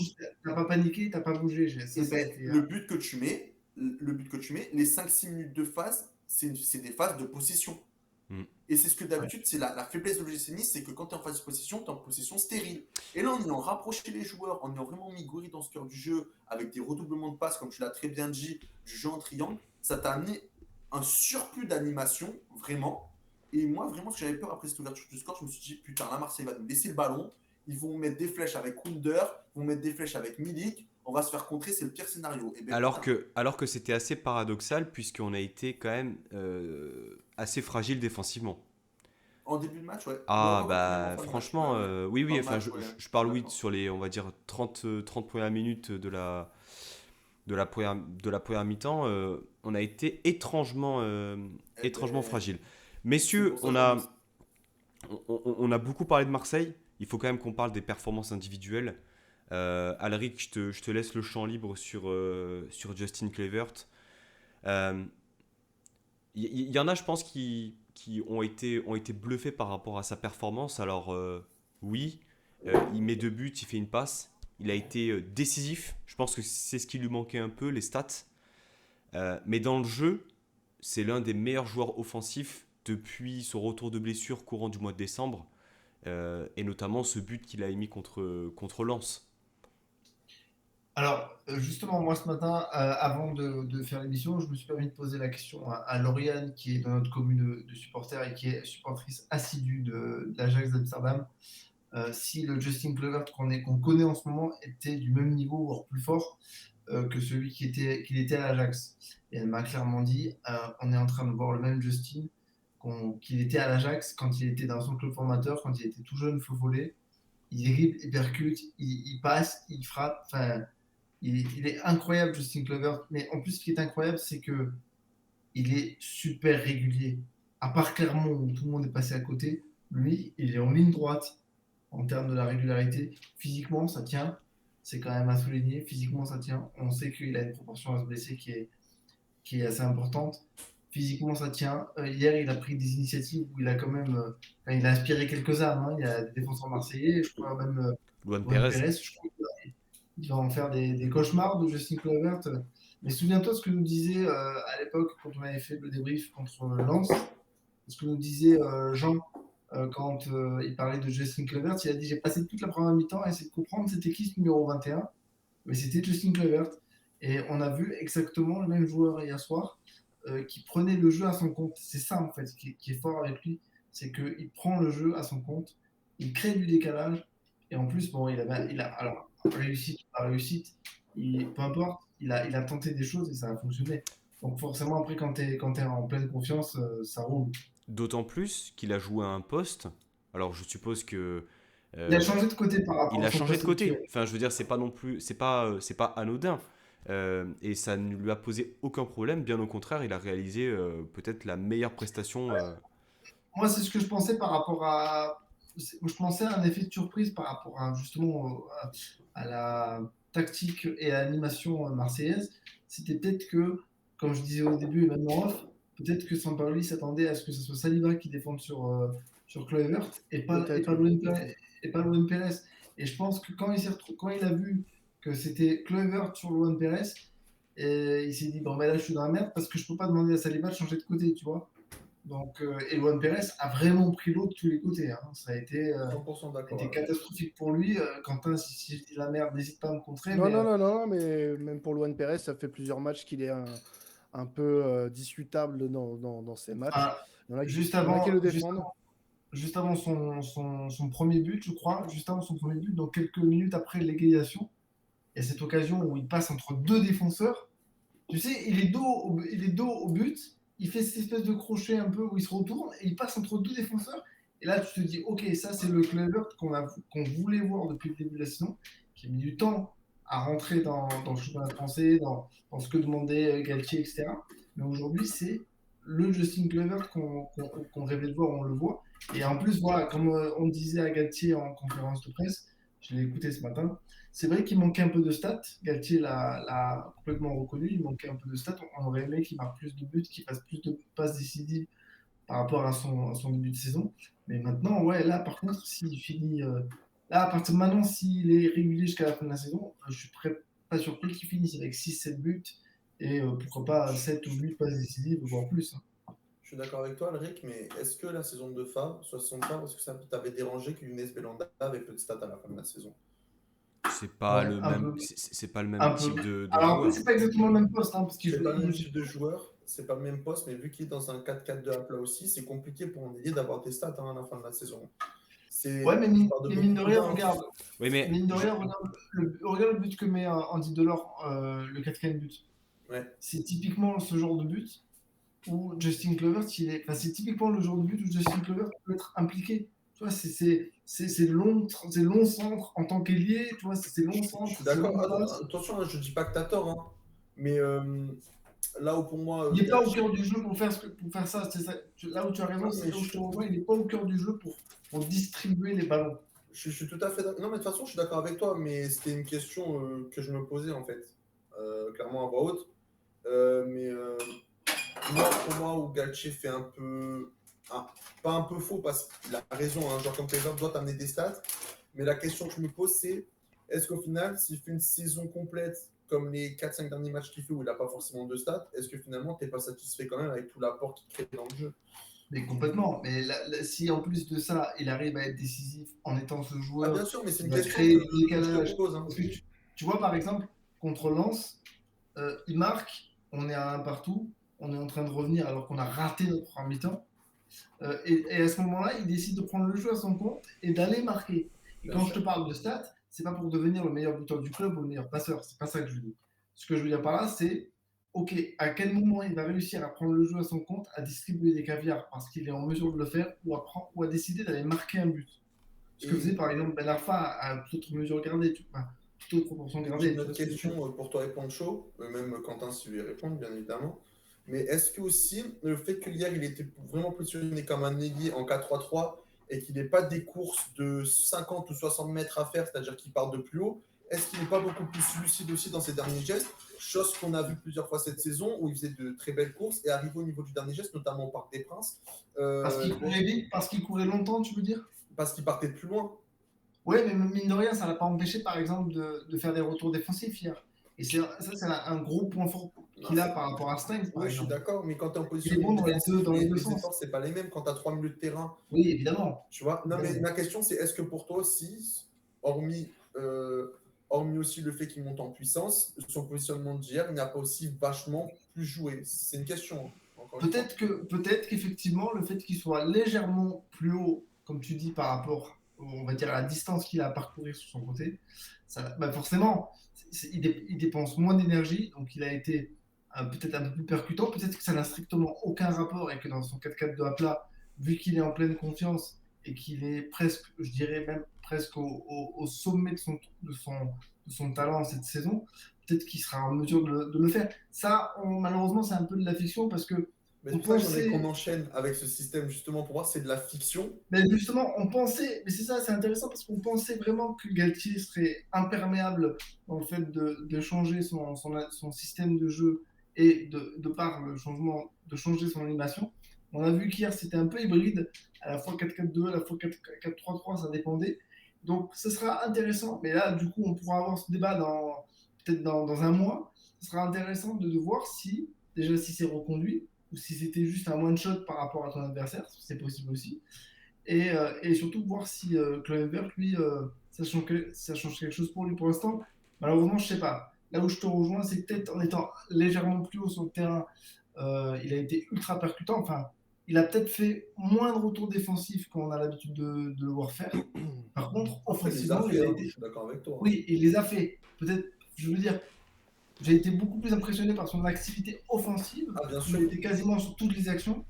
Ah, mais je suis 100% d'accord avec toi, Adrien. Voilà, c'est juste ça que je veux dire. Après, malheureusement, ça, on ne pourra en juger que d'ici 3 semaines, un mois, à voir si Galtier prolonge cette animation. Quentin, on a C'est parlé bon. de under en termes de performance, peut-être Guendouzi aussi par rapport à Vous l'avez l'intensité. retrouvé, Under, d'ailleurs, parce qu'il est dans la poche de Melvin Barr, vous l'avez retrouvé? Non, on espère qu'il sera de retour dimanche parce qu'on a un déplacement à Metz. Mais non, mais Vibard a très bien muselé. D'ailleurs, il a eu du mal sur le début de match, hein, Oui. puisque Comme depuis J'avais très, décembre. très peur j'avais très peur qu'il s'effondre psychologiquement. J'espère qu'avant votre match à Brest, le jardinier il n'aura pas fait grève pour vous. on À joue Metz, Metz. ouais, à Metz. Metz, ouais. À Ouais, tu Metz. joues à Metz, ouais. Ouais. Ouais. Parce que nous, quand on a joué à Metz, le jardinier il avait fait grève, donc on est arrivé, c'était un Non, ils n'avaient championnat. pas fait grève, ils avaient cramé leur pelouse à cause de la luminothérapie. C'est la raison Mais officieuse, non. mais c'est la vraie raison. Ouais, c'est ça. J'espère que tu auras un terrain, parce que nous, on a joué, c'était pire que les terrains de la Cannes au Sénégal. Ouais, Cameroun, Saint-Symphorien, c'est pas réputé pour avoir une pelouse non plus irréprochable en tout temps, hein, donc, Avec de toute façon. Antonetti, de toute façon, t'as pas besoin d'un billard pour jouer. Non, c'est le football régal, hein, Antonetti. Hein. Je pense que vous le connaissez assez bien, les gars. Ouais. Ouais, et on Mais est donc, allé au Stade Oui, de du coup, France. la question que tu voulais me poser, du coup, Pancho. Par rapport aux performances, deux questions. Est-ce qu'il y a il y a des performances que tu souhaiterais mettre en avant de manière négative ou positive, autre que ce qu'on a pu déjà dire? Et deuxième question, pour toi, Marseille et maintenant. Comment ça va se passer pour les prochaines semaines? Est-ce que ça peut être justement le début d'une spirale plutôt négative? Parce que là, pour le coup, tu sors d'une compétition avec justement Paris qui était déjà dehors. Donc, tu te dis qu'il y a peut-être plus de possibilités, plus d'opportunités. Et en même temps, tu as toujours le championnat à jouer avec une qualification directe en LDC, la Conference League et ce déplacement périlleux en Azerbaïdjan. Oui, Karabag, tout à fait. Ouais. Voilà. Donc, pour toi, justement, les perspectives par rapport à ton équipe, enfin, comment est-ce que tu le vois là? Comment est-ce que tu vois les prochaines semaines? Est-ce que ça va mettre un coup au moral à l'OM? C'est surtout ça. Alors, déjà, pour revenir un petit peu sur le match, je vais pas revenir sur un joueur qui m'a déplu. Je pense que j'ai fait le tour là-dessus. Juste revenir très rapidement sur un joueur dont on n'a pas beaucoup parlé, qui pour moi qui est quasi irréprochable depuis quelques semaines, depuis qu'il il a fait un petit tour sur le banc. C'est Gerson. Tout à fait, qui a fait pour moi un match pas extraordinaire, mais qui a été pour moi l'un des seuls à qui on peut ne pas faire de reproches. Un des moins mauvais, quoi, en tout cas. Un des moins mauvais. Voilà, c'est ça. C'est un joueur sur ce match-là, comme Under, qui a certes été éteint par Bard sur la deuxième mi-temps, mais qui n'a pas fait d'erreur concrète. Mais lui, Under et j'allais citer Milik, n'ont pas démérité sur ce match-là. Voilà, c'était juste ma parenthèse sur lui. Maintenant, pour ce qui va se passer sur la suite pour Marseille, ouais, c'est sûr que ça va trotter dans les têtes. C'est un match douloureux de par le résultat et par l'élimination, parce que c'est une coupe dans laquelle on avait toutes nos chances si on passait, sachant que Paris n'est plus de cette compétition grâce à vous, d'ailleurs, et que au vu du tirage que vous avez eu sur la demi-finale, qui est Versailles, avec tout le respect que j'ai pour eux, ça reste le tirage le plus abordable de ces demi-finales. Donc, tu peux avoir des regrets et on verra ce que ça donnera sur les prochaines semaines et j'ai hâte de voir ce qu'on produira dimanche puisque on La Coupe a... d'Europe peut faire mal physiquement. Hein. La Coupe d'Europe peut faire mal physiquement, les déplacements longue Oui, distance. si c'est bien géré. Après, je pense qu'on n'aura pas tant de déplacements longue distance si on passe Karabag, puisque quand tu regardes les équipes qui sont encore en lice, tu as quand même des clubs qui sont dans des nations assez proches de la France. Tu as encore des clubs comme la Roma, comme Leicester, qui sont de plus des clubs qui sont, eux, habitués aux joutes européennes. Donc, c'est pas une compétition de seconde zone, donc il ne faudra pas la négliger pour autant. Moi, je suis d'avis, et j'étais de cet avis-là quand on était encore en Coupe de France, c'est de jouer tous les coups à fond. Si on merde, tant pis. On a merdé contre vous hier soir, bah tant pis. Voilà, c'est comme ça. C'est une défaite. Des défaites comme ça, on en aura d'autres. La manière, moi, m'a déplu. On aurait pu perdre 4-1 en ayant un peu plus d'envie, montrer un peu plus de combativité. Ce n'est pas le cas. On passe à autre chose maintenant. Elle est particulière, celle-ci, quand même, je trouve. Avec tous Elle les est antécédents que tu as cette saison, cette fierté. On sait que tu as des joueurs qui ont beaucoup de fierté, qui ont un gros ego, comme Guendouzi, comme Payet, comme même Alvaro, enfin, même Alvaro joue moins. Tu as un coach aussi qui a un gros ego. Et même vous, en tant que supporter, on sait que le peuple marseillais, c'est un peuple fier, c'est un peuple. Je pense qu'hier, vous êtes senti trahi un peu par vos joueurs. Ouais, bien sûr. Et puis bah, on n'a pas trop compris en fait, parce qu'on sait que voilà, depuis le début de saison, faut pas s'habituer à de belles choses, puisqu'on on a vu un bon match contre Angers C'est ça vendredi. qui est fou. On s'est dit bon, on part sur sur un beau match pour mercredi. On vous voit perdre dimanche, on se dit bon, on est dans une meilleure disposition. Au final, c'est vous qui nous avez mangé tout cru. Donc voilà, aujourd'hui, je suis pas devin. Je suis pas devin. L'OM de Sampaoli est imprévisible, capable du meilleur comme du pire. Je pense que ça va nous faire mal et ça sera à nous de réagir très vite et de ne pas se laisser submerger par l'émotion d'une défaite qui va laisser des traces et qui reste important dans une saison. Mais il y a encore des matchs importants à jouer. On est qu'en février. Justement, Il y a un match contre vous à jouer au Vélodrome. On reçoit Lyon au Vélodrome. On va à Paris. On a la Coupe d'Europe encore à jouer. avant Euh, ces matchs-là, Quentin, tu as quand même un enchaînement Favorable. Alors, j'allais dire, voilà, c'était un peu l'idée. Tu as un enchaînement qui est conséquent, c'est-à-dire que tu joues, alors j'ai pas compté, mais entre le 13 ce week-end et le 27, donc ça fait combien? Ça fait 15 jours. Tu as 5 Ouais, matchs en 15 jours. c'est ça. C'est Tu ça. vas à Metz, tu reçois Karabag, tu reçois Tu reçois Clermont Clermont. ensuite, tu vas en Azerbaïdjan, donc là ça va être difficilement gérable, enfin par rapport du moins à la gestion physique, et ensuite tu vas à Troyes. C'est ça. Bon, par rapport aux En tant que oppositions de supporter Ligue 1, niçois, en tant que supporter niçois, on vous souhaite un faux pas, mais non, théoriquement, ça Évidemment. devrait Il n'y passer. a, Alors, pas- il y a pas de en, théorie cette en- année. en- en théorie, voilà, il y a pas de théorie. En théorie, il n'y a pas de théorie. Mais si tu veux prendre ça plus sérieusement, les prochains matchs de Ligue 1, on est censé faire 100%. On est censé faire 9 points sur 9. Quoique Clermont, on a vu que c'est un sacré point à gratter quand même, hein. Voilà, Metz, Clermont, 3, on est censé repartir avec 9 points. Ce sont 3 équipes qui jouent pour le maintien. Metz nous a posé des problèmes chez nous. Clermont nous a posé des problèmes chez eux. Et 3 nous a posé des problèmes chez nous. C'est 3 matchs sur la phase aller sur lesquels on n'a pas forcément sorti notre meilleure panoplie. Maintenant, il n'y a pas d'excuses à se trouver. Il n'y a plus d'excuses à se trouver.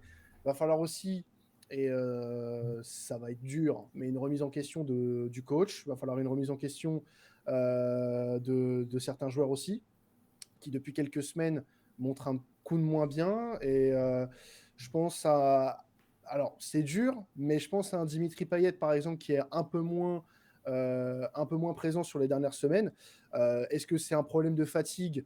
Peut-être, parce qu'il a pas mal enchaîné. Il a eu un début de saison, on va dire, à moitié aménagé, puisqu'il y a certains matchs où il jouait C'est un pas. problème de cheveux. C'est un problème de cheveux, je pense que ça commence à. Ouais, je pense qu'il doit commencer à songer à changer sa coiffure. à Ça, changer c'est de peut-être ça. coupe.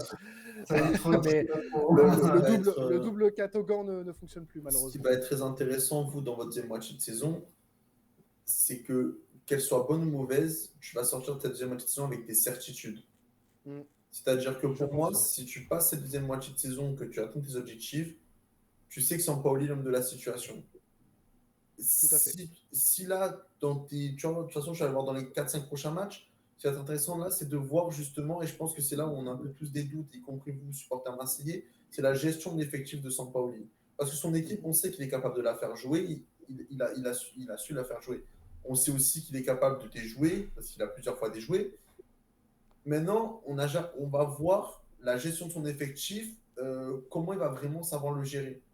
Et quand tu es l'Olympique de Marseille, il te faut un coach qui sache gérer un effectif parce que déjà, tu dois avoir l'ambition d'avoir un effectif plutôt large et d'être européen chaque année. Donc, si pour moi, tu sors de cet obstacle, tu sauras que l'année prochaine, il faudra reconduire Sampaoli. Si tu ne sors pas, par contre, à ce moment-là, il faudra se poser les bonnes questions. Et c'est là où je trouve que c'est intéressant. Et c'est pourtant rare ces dernières années que Marseille sorte d'une saison avec des certitudes. Et là, cette situation va t'apporter des certitudes pour la suite de la saison et va te permettre de préparer ta prochaine saison avec, pour moi, le président qui sportivement est le plus intelligent en France actuellement. Non, mais je suis d'accord avec toi là-dessus. J'ai rien à rajouter. Je pense que tu as parfaitement résumé la situation sur notre fin de saison. Voilà, et là, l'après-Nice va être important pour nous, puisqu'il va falloir qu'on se relève et qu'on ne perde pas de points. Dans les têtes, déjà dans la fierté. Dans les têtes, dans la Mm. fierté, Et puis il y a pire que ça, hein. C'est que, et ça, nous en tant que Niçois, on ne connaît pas trop, mais à Marseille, il y a tellement d'engouement autour de cette équipe que tu peux avoir vite un enthousiasme autour du club et une vraie passion. Comme il suffit une défaite à Metz et derrière, et une deuxième défaite derrière, et tu peux vite avoir le peuple marseillais contre toi. Et alors, quand tu rentres là-dedans, je pense que c'est l'une des situations en France où tu as le moins envie de te retrouver, quoi. Et donc, c'est pour ça, c'est ça qui est délicat à Marseille, c'est qu'il y a tellement une passion autour de ce club que tu Un peux. peu abusive, parfois. Ouais. Comment? Un peu abusif, parfois. Je suis La d'accord. passion, c'est jamais raisonnable, hein, la passion. C'est Ouais, toujours mais justement. Alors, tu viens de la dire quoi, raison, Alric, que je note? La passion n'est pas raisonnable. Non, c'est pour prochain sujet philo. Je veux dire, non, mais quand quand tu parles de passion, quelle qu'elle soit, tu réfléchis pas, c'est pas le Complètement. cerveau qui raisonne. c'est tout. Oui, Je pense que c'est mais surtout que les supporters marseillais sont fait tellement baldinguer à droite à gauche ces dernières années qu'il y a surtout, en plus de la passion, il n'y a plus de patience en fait. Ouais, ça, Ouais, bah, ça, je suis assez non, mais d'accord. ça, oui, ok, si tu veux, mais c'est parfois compliqué de converser avec certaines personnes de ma commune. Non, sans déconner, Je- c'est compliqué. Mais la réciproque, C'est- mais la c'est réciproque, mais la réciproque est vraie chez vous aussi, hein, messieurs les Niçois. Oh, mais bien Sans sûr, déconner. bien sûr. Ouais, non, Mais de bien toute sûr, façon, évidemment. Bah, il y a du une chauvinisme de communauté partout, hein, je large, pense. Hein. plus t'as du décalage hein, dans tous les cas. Hein. Oui, non, bien sûr, mais non, mais c'était pour vous charrier, messieurs. Mais, Un plaisir de messieurs, parler avec vous.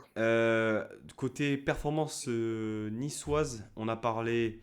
Je l'ai vu, Danny Luc. Je veux qu'on parle de Danny Luc. Je te laisse le champ libre.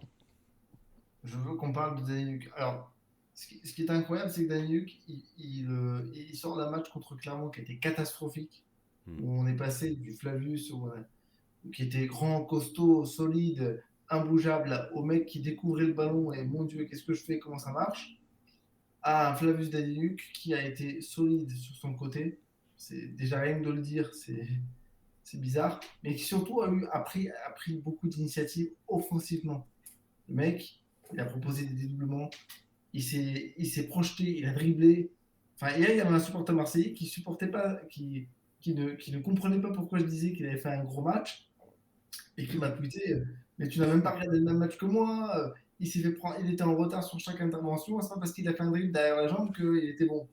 Mec, si on devait faire une comparaison entre un centro qui était sur un côté, Luan Pérez, et un centro qui était sur un côté, Danny Luc, il y a Ah bah, y a pas photo. c'est même pas la même cour. C'est même pas la même cour. Non, il a été impressionnant. Je pense que c'est difficile à dire parce que tu as zéro, certitude à ce poste de latéral droit. Mais aujourd'hui, bah, tu as Attal qui est très bon mais qui est tout le temps blessé, Lotomba qui est moyen et qui était covidé et on ne sait pas pour combien de temps il sera absent. Et tu te retrouves avec un central qui pour l'instant t'apporte le plus de garanties sur le côté. Et justement, je pose la question, est-ce que ce serait pas lui, le latéral droit Alors fiable, attention, fiable?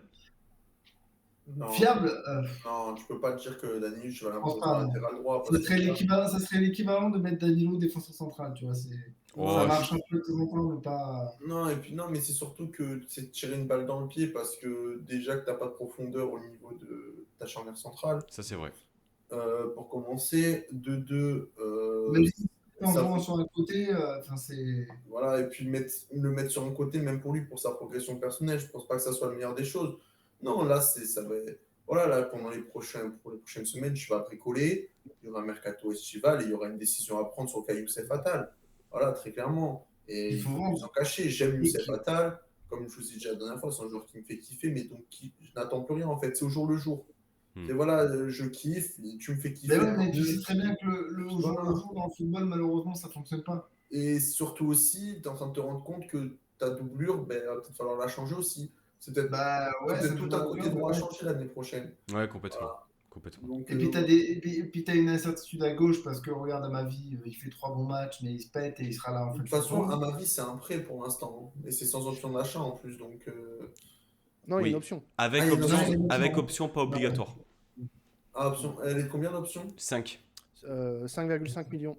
Ouais, voilà, mais bon, tu sais déjà que là, pendant 2 mois, le mec, il est pas là. Donc, Là, il reviendra vers la fin de saison et donc du coup, bah, il se tire un peu une balle dans le pied tout seul parce que De ce que je sais, Jordan Amavi a plus de chances d'être niçois à la fin de saison que de Ah rester à oui, mais Marseille. ça, c'est sûr. De toute façon, il a c'est juste même être son intérêt personnel pour son intérêt. Je pense que c'est même mieux qu'il reste chez nous que ce qu'il retourne à Bah, Marseille. je pense, oui. Quentin, qu'il y a surtout plus de chances qu'il ne soit pas marseillais du tout. Ah oui, tout Tu à fait. vois. Bah, de toute façon, Surtout. s'il revient à Marseille, il sera pas conservé. Si Sampaoli reste, en tout cas, Kolasinac a signé un bail d'1 an et demi, donc on peut 1 an et penser demi? que 1 an et demi, ouais, ouais, un bail assez court. Mais Ah ouais, je ne pas sur le long terme à Marseille. Après, bah, Kolasinac, Il a je des vais pas soucis Il dire de a blessure. 28 Hein. ans. Ouais, Ah, il a 28 ans? 28 28 ans. ans, Je Ouais. le voyais plus vieux. Ouais. Après, peut-être qu'il prend l'OM pour un tremplin. Ça, je sais pas. Honnêtement, je connais pas ses motivations. Mais on peut espérer que si l'OM est européen et de surcroît en Ligue des Champions, va recruter à gauche. Et je pense qu'à ma vie, du coup, ne rentrerait plus du tout dans nos plans. Ce qui est plutôt logique vu le début de saison où il n'a pas joué. Et les peu de fois où il a joué, il a été assez catastrophique. Plutôt logique Donc, alors qu'il a été prolongé cet été, quoi. ça fait partie, si tu veux, je pense, des Et mouvements bien que tu fais revalorisé pour... au niveau salarial aussi. Je pense que c'est pour éviter de perdre de l'argent D'accord. sur un joueur. Je pense que c'était plus pour ça. Étonnant. Ouais. On n'est pas dans Football Ça en Manager, fait- là, Quentin. Ça en fait un des plus Oui, gros salaires de mais oui, bien sûr. Surtout que Mais tu le là, prêtes, et tu le prêtes et tu prends combien? 60% du salaire en le prêtant? Quelque chose comme ça? oui, Ouais, c'est je ça. crois que c'est ça. Ouais. Bon. Ok, non, mais pourquoi pas après, hein? Pourquoi pas, mais... Fallait qu'on s'en débarrasse. Sinon, vous aurez... Eh ben, les gars, prenez la totalité du salaire. Si Qu'est-ce que si vous tu veux attendez, t'en là débarrasser, tu ne le prolonges Oh, pas. bah, ouais, mais après, je pense que il y a dû y avoir... il a été prolongé en mai. Et je pense qu'il y a eu quelque chose qui s'appelle une préparation, messieurs. Et à ce moment-là, de la préparation, il y a un certain Luan Pérez qui est arrivé au club. Ah. Et pendant la préparation, on a commencé à changer de dispositif. L'année dernière, on était sur un truc à 3, voire 4 défenseurs parfois, peut-être 5 à certains moments. Avec Et Nagatomo. avec Nagatomo notamment. Nagatomo, Paix à son âme. putain. Oh putain, je l'avais oublié, lui. Nagatomo, Nagatomo mais c'est vrai que vous Sakai, avez eu paix à leur âme. Nagatomo. Et oui, Yuto.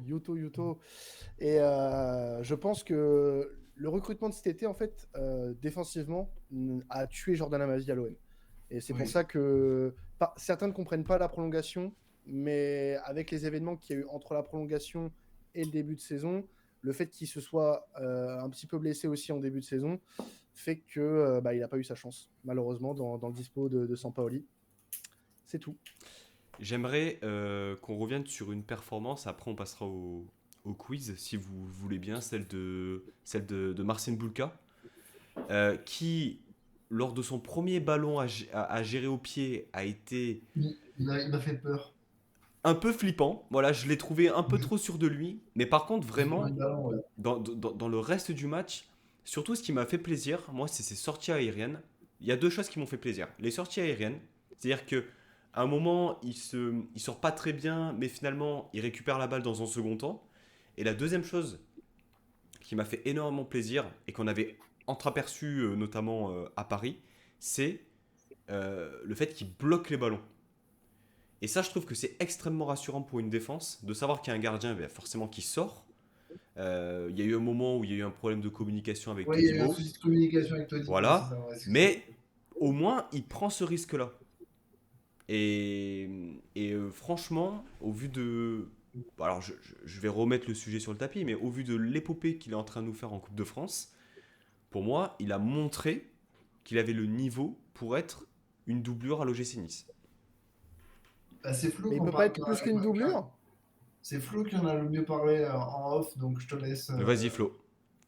Ah ouais, je disais que pour moi, bon, j'ai 22 ans, donc j'ai pas, on va dire, ça fait 17 ans que vraiment je me rappelle un peu des gardiens qu'on a eu, quoi. Et en 17 ans, Est-ce je que me tu as rappelle connu pas. Raoul Fernandez déjà?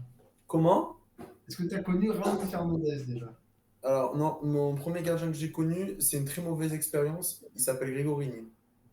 Ah ouais, mais Raoul Fernandez c'était beaucoup plus tard. Raoul donc, Fernandez, c'était époque Ah oui, Ospina. non, C'est pardon. époque Ospina. Non, parce que c'est le Raoul qui m'a perturbé parce que je me rappelais pas qu'il s'appelait Raoul. Fernandez, Grâce moi, Fernandez, mais non, non, mais j'en ai Pérugien, vu des chefs à Nice. Hein. J'ai vu Ouais, ouais. Gregorini, j'ai vu Fernandez, j'ai vu le DJ Véronèse qui était meilleur en DJ. Alors, pour la petite anecdote, parce que j'ai une très belle anecdote sur Véronèse, est-ce que vous Allez, vous vas-y, rappelez de on va. Nice Saint-Etienne où on s'est bouffé des sièges à la gueule? Ouais. Eh bien, ce jour-là, j'étais ramasseur de balles derrière la cage de Lucas Véronèse. Donc, si vous voulez, sur la passe en retrait, le contrôle qui rate et que Erding va finir au fond des filets, j'étais aux premières loges. Eh bien, je peux vous assurer que j'avais envie de récupérer le siège qui était en tribune et de lui jeter à la gueule. Voilà, c'était pour la petite anecdote. J'étais aux premières loges de la boulette de Lucas Véronèse. Pour ceux qui s'en rappellent, n'hésitez pas à aller sur YouTube. Lucas Véronèse. C'était mythique. Je me suis connu Joris Del, qui lui, alors, c'était un bonbon. Vraiment magnifique. Il a quand même réussi à mettre, si je dis pas de bêtises, Demo Ospina sur le banc. Je sais Ouais, pas mais c'était c'est quel pas- entraîneur à c'est cette pas- époque, c'est- mais Claude Puel. Après Puel avait envie d'en faire son c'était numéro Claude un. Puel. Ouais, mais Ouais. après il a remis Ospina et on termine 4ème. Ah bah oui, mais heureusement qu'il a remis parce que bon, Joris Del c'était pas mal aussi. Donc il y a eu Moisassen. la question Flo, par rapport à Boulka. Ouais, Est-ce qu'on doit sauter, est-ce qu'on doit faire sauter l'option ah d'achat? ben moi l'option d'achat tu dois la faire sauter. Et À d'ailleurs, 2 millions, tu l'as fait sauter tous les jours. au début de la saison, il n'était pas prévu de garder Bulka. Enfin, c'était limite un choix par défaut de la part de notre dirigeant. Ça a été explicite, hein, très clairement. Et puis on se rend compte que finalement, ben, pour moi, c'est la première fois depuis que je connais l'OGC Nice qu'on a 2 gardiens de très bon niveau. Voilà, j'ai jamais connu ça. On a toujours eu un décalage. L'année où Cardinal était bon, on avait un Benitez qui venait d'arriver, qui n'était pas forcément rassurant sur ses premiers matchs, qui ensuite s'est imposé. Ensuite, c'est Cardinal qui a plongé. J'ai jamais connu 2 gardiens. Enfin, je veux dire, si demain il arrive quelque chose à Benitez, je suis serein, quoi. Je ne pose pas la question. En plus, contre Clermont, il n'est pas catastrophique. Enfin, je veux dire. Non, et puis je le trouve même meilleur dans les sorties aériennes. Lui, il sort. Putain, ouais. Attends, ouais. Alors lui, il sort, en même temps, il a juste à tendre les bras. Vraiment, il tourne tout seul. Ah, tu vois, le c'est mec. fils de lui. Ouais, je suis d'accord, mais non, franchement. Après, tu dis que c'était un choix par défaut. Oui et non, parce que. J'ai des gens qui l'ont dit, hein, enfin, Ouais, mais en même pas temps, qui l'ont dit, mais le discours est un peu contradictoire parce que Julien Fournier a clairement dit aussi pendant la conférence de presse que c'était pas exclu qu'on lève l'option d'achat. mais le jour où on l'a pris, Ouais. ouais, mais après, devant le joueur, il va pas lui dire, écoute, Oui, Nico, d'accord. t'as un choix par défaut. Je suis d'accord avec toi, mais il aurait pu très bien voter en Mais je suis plus en d'accord, disant, on a traîné sur Destanoglou, il y avait des rumeurs sur Sergio Rico. Enfin, c'était vraiment, voilà quoi. Il fallait à la fin du mercato, on avait tellement dépensé sur les joueurs qu'il fallait un choix gratuit et on l'avait pris. Mais au final, enfin, et ça franchement, s'est c'est un révélé choix être un bon gagnant. choix. Ouais, Mais bon, ça prouve aussi qu'on a une cellule de recrutement qui est très performante parce que c'était peut-être ton choix E ou F. Et ben, tu vois que même ton choix E ou F, un peu à l'image d'un Bilal Brahimi, bon, même si on va un peu attendre dans la continuité. Très bonne Mais entrée. c'est un choix. Ouais, mais c'est un choix qui est aussi, même si Fournier l'a dit autrement, mais bon, on va pas se mentir, c'est un choix par défaut aussi. Mais un choix par défaut voulu parce que tu te positionnes toujours sur plusieurs joueurs et souvent tes choix E et F ben, restent quand même performants parce que tu as une cellule qui travaille bien. Et pour finir sur la question du gardien, je vais très très vite, Pancho, t'inquiète pas. C'était Sky qui a révélé, qui a redit cette anecdote pendant le space d'après-match d'hier soir. Mais souvenez-vous qu'on était sur Rachopi avant de recruter Bulka. Et que tout s'est fait dans l'avion. Alors que Rachopi était dans l'avion pour venir à Nice. Une fois qu'il est arrivé à l'aéroport, on lui a dit merci, mais au revoir. Parce qu'on a signé un gardien. Et c'était Bulka. Eh ben, je la connais pas cette anecdote, mais elle est très belle et heureusement qu'on l'a fait. Messieurs, est-ce que vous vouliez rajouter quelque chose par rapport au match, par rapport aux performances On est en demi, on joue contre Versailles, on a tout pour aller en finale. Juste moi un dernier mot, Ouais. juste pour finir. Ben, on n'en a pas trop parlé parce qu'on est habitué à ces belles performances, mais hier on a eu un Amin Gouiri, taille patron. Mais je pense qu'on se rend pas compte de ce qui s'est passé hier en fait, mais vraiment. C'est totalement juste. Parce qu'on parle de Gouiri parce qu'il a été décisif, mais dans le jeu, je pense qu'on se rend pas compte hier de ce qu'on a vu sur le terrain. Je pense qu'individuellement, alors différemment, mais je pense que sur ce match-là, il a eu exactement la même influence qu'a pu avoir un Atem Ben Arfa sur certains matchs dans la saison. Ah, ça a été le détonateur. Hein. Je suis totalement d'accord avec toi.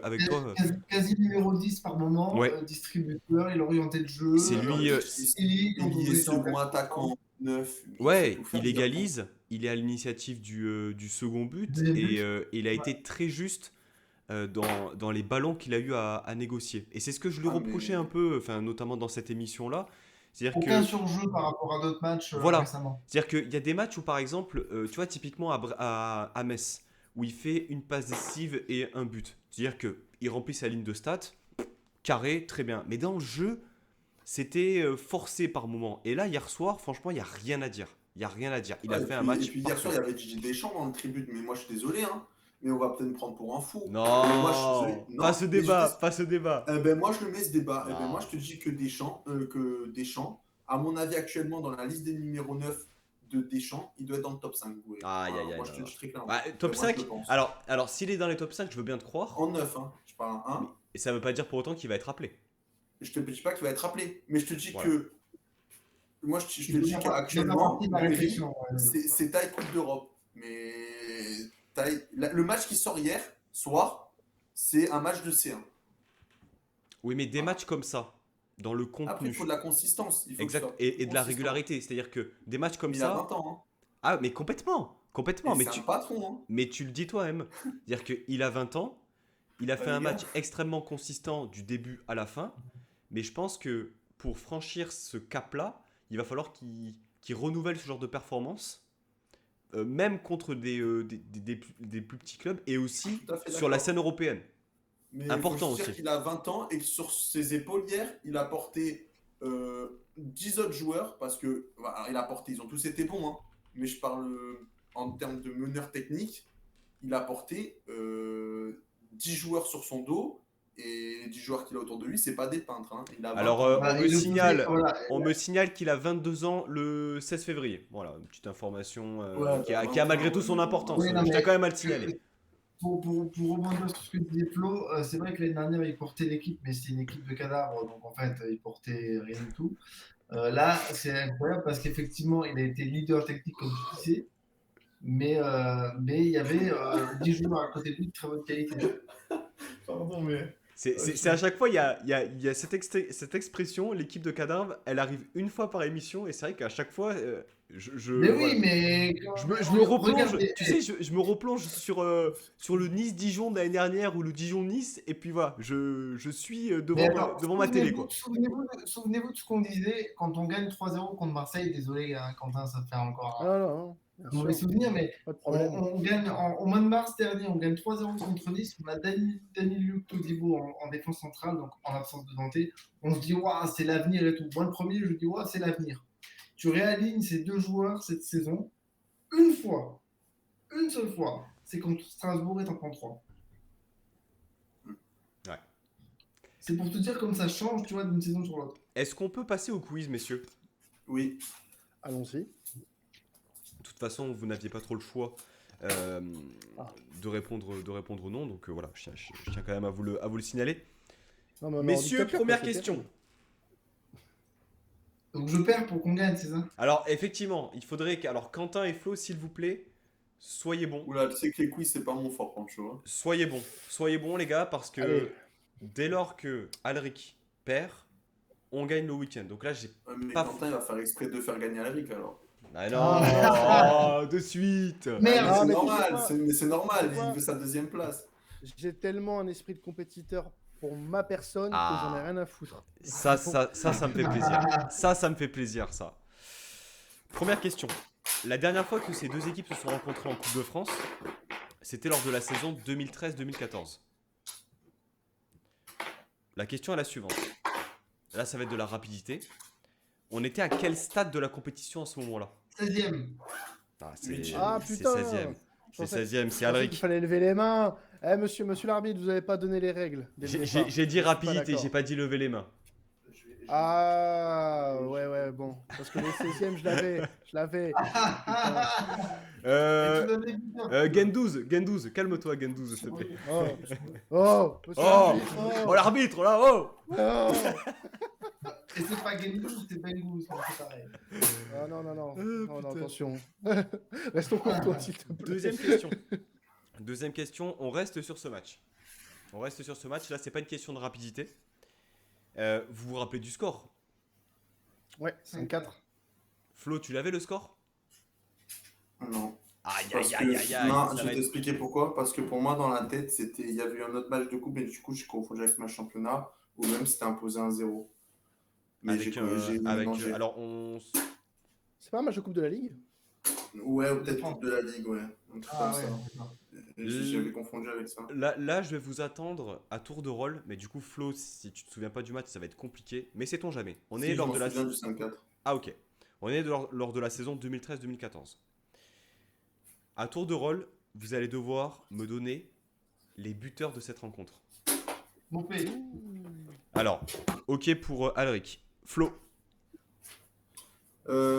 Jawara CC. Oh là là là là là là. Eh, franchement. Elle est technique celle-là. Hein. Alors, franchement. Alors, rien que pour ça, Tu le normalement, je comprends devrais te pas, mettre un point celui-là parce que je me suis dit, non, mais attends, le CSC, jamais ils vont le trouver. Hein. Mais ok, Tu bravo. Quentin. Bon. Abriel.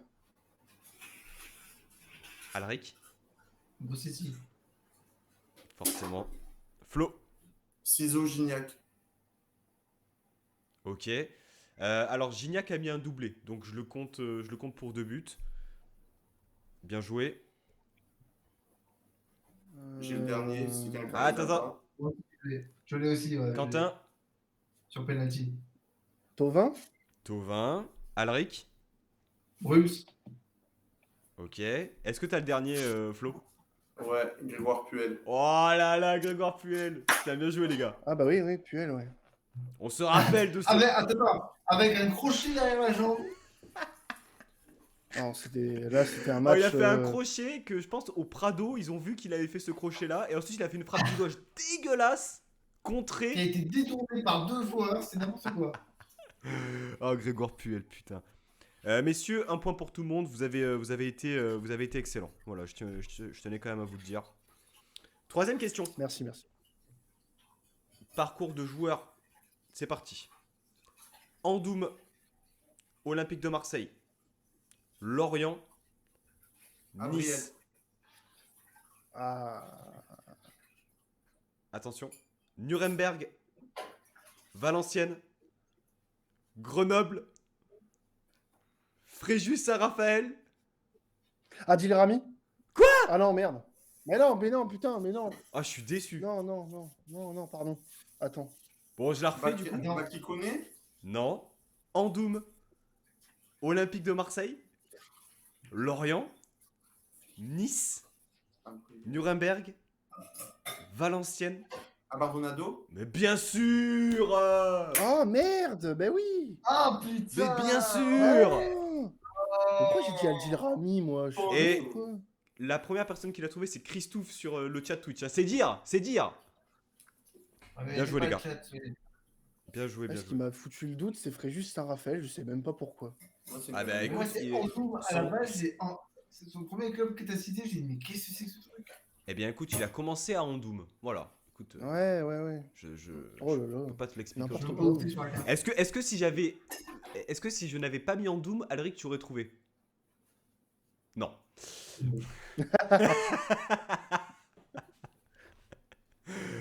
Je te charrie. Quatrième question. Attention à les techniques.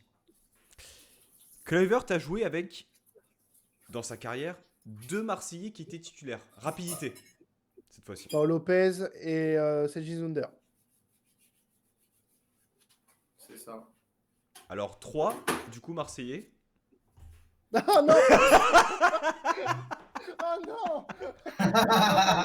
Gerson. Non, Ah, Quentin, Gerson, Quentin. Je te mets le point parce que t'as été bon. Mais là, c'est la personne qui gère le... C'est la personne qui gère le quiz qui a Ouais. merdé complètement. Alors, tu as dit Under et Paul Lopez à l'AS Rome. Ouais. Les gars, il y en a un troisième. Flo, il a dit Gerson. C'est Gerson, c'est Non, la Gerson, c'est trop tôt. C'est trop tôt pour Gerson. Non, c'est pas la bonne saison. Il y en a un troisième Il y en a un troisième. à la Roma. Non, pas forcément à la Roma. Il a joué à Ça doit Leipzig. être à Leipzig ou à l'Ajax. Tchaleta Tsar. Non. Palouane Pérez. Messieurs, il y a un Non. point en jeu. Il y a un point en jeu sur cette question. Il était Tu es titulaire. titulaire. La personne avec qui il jouait dans ce club-là, Ouais. Ouais. Donc du coup, c'est l'Ajax. Non, Oui, il est titulaire. Hier soir, Saliba. Ah oui, c'est un joueur qui est titulaire. Bah, Guendouzi, Guendouzi. Non, Non. Balerdi. non. Mais merde, putain, c'est qui? Milik. Milik Non, Milik, non. à l'Ajax. Milik. Ah ouais. Ah ouais, Ouais. les gars!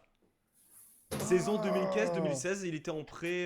Il était Oh, en bien prêt. joué, je savais Ah pas oui, que prêté par le Bayer Leverkusen, je crois, en plus. Alors prêté, oui, par quel club? Je ne me souviens plus. Le Bayer Leverkusen, il me semble. Bien joué Alric, alors Et, je suis partagé parce que ravi que vous ayez trouvé, mais pas forcément content d'avoir mis un 3e point Alric. Mais enfin, 5e question. Alors, c'est des questions individuelles.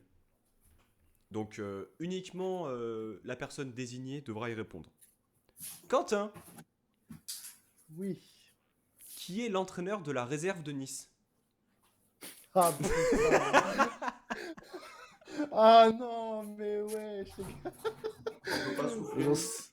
j'en sais rien, les gars, putain. Putain, Quentin, tu sais pas ça? Non, bah non, je sais pas ça, évidemment que je sais pas ça. Non, attends, j'en sais rien. Bah, une Qui est proposition, l'entraîneur de quand la même. réserve de Nice J'en sais rien. On Attends. lui donne un indice ou pas? Juste Bah, un indice. est-ce qu'on j'essaie lui ferait de pas, deviner. est-ce qu'on lui ferait pas le parcours joueur pour qu'il Ouais, trouve? vas-y. Pas sûr qu'il le trouve, mais par contre, si tu lui donnes un club, et bon, il y a un club un peu important. Ouais. Juste Alric. Alric. Ouais.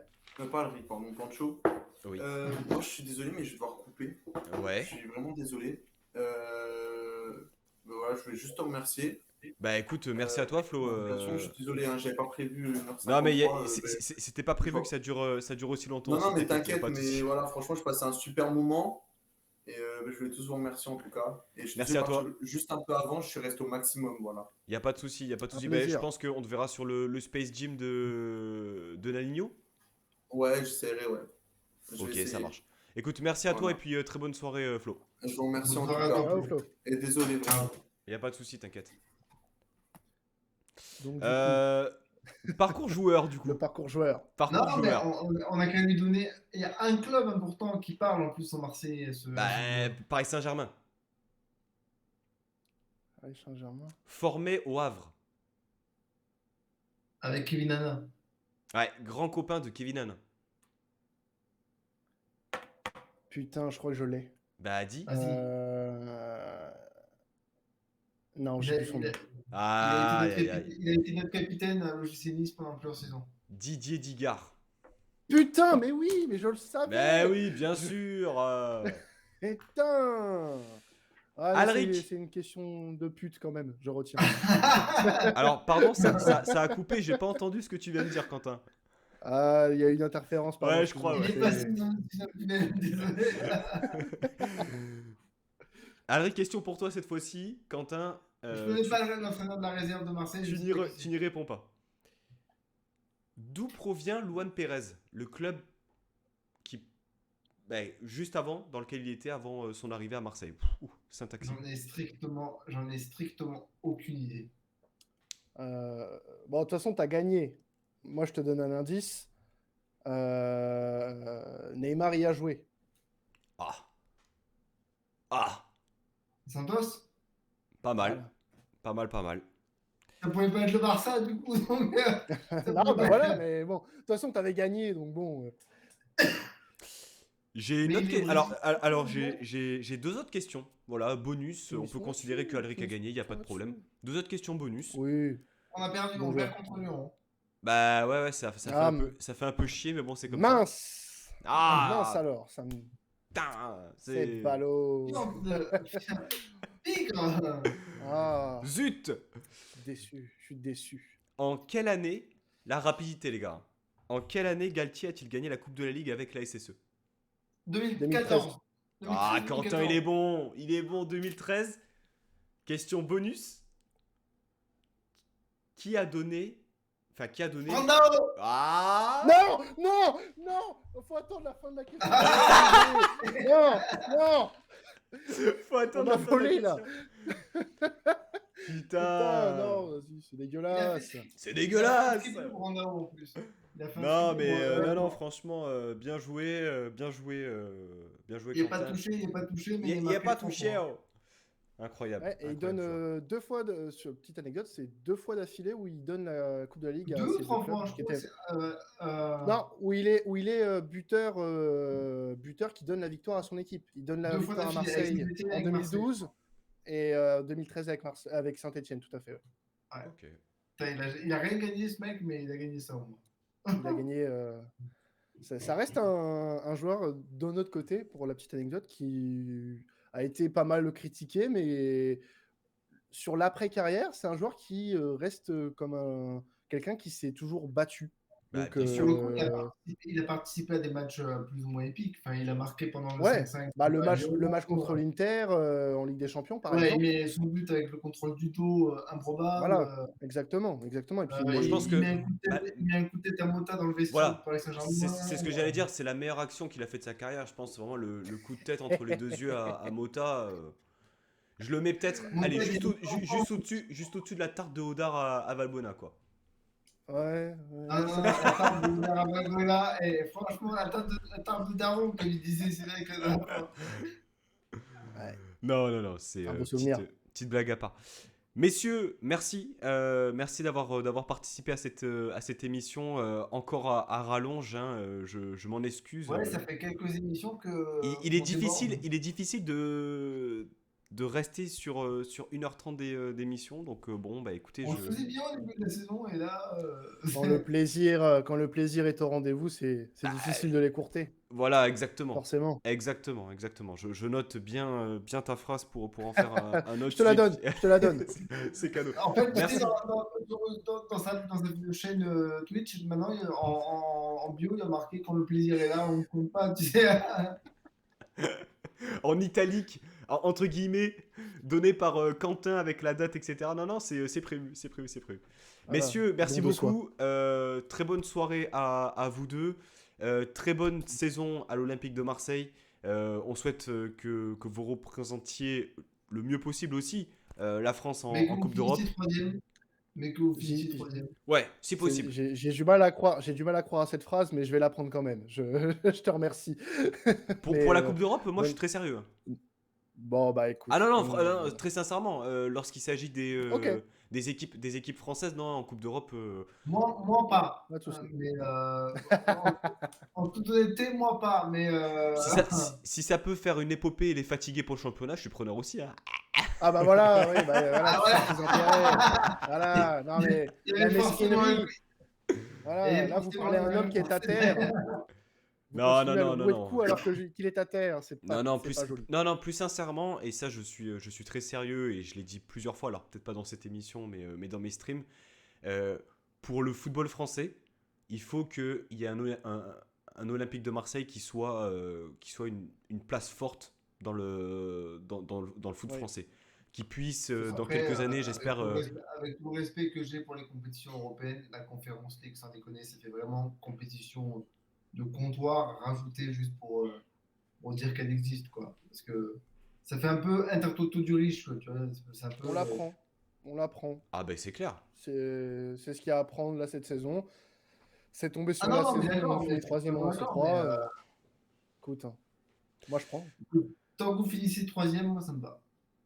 Ouais.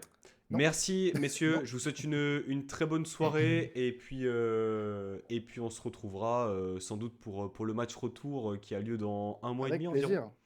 environ. Au mois de mars, c'est fin mars. Fin À mars. moitié pour le G6, à moitié. Ce sera sur le week-end du 20 mars, ouais. On fait Paris, Strasbourg et Marseille, c'est terrible ce mois de mars. Ne parle pas de ça. Avant, on a une demi-finale de Coupe de France à remporter. Messieurs, Et comme ça, quand on gagnera, on pourra dire que c'est pas faire ça ici. tu Vous voulez pas réinvestis nous une donner la blague. qualif en fait? Tu réinvestis une blague qui tourne beaucoup trop depuis ces quelques jours, Alric. Non, non. Ah, excuse-moi. Ah, non. Bon les gars, je coupe, voilà, je coupe, je le dis, là Ah, c'est il faut bon, couper. c'est terminé. Merci aux participants également sur le chat Twitch. Très bonne soirée à tous, merci d'avoir été présents et puis on se retrouve la semaine prochaine pour débriefer du match de Lyon. L'émission aura lieu donc mercredi prochain. Excellente soirée à tous les gars, merci et puis à bientôt. Ciao. Ciao.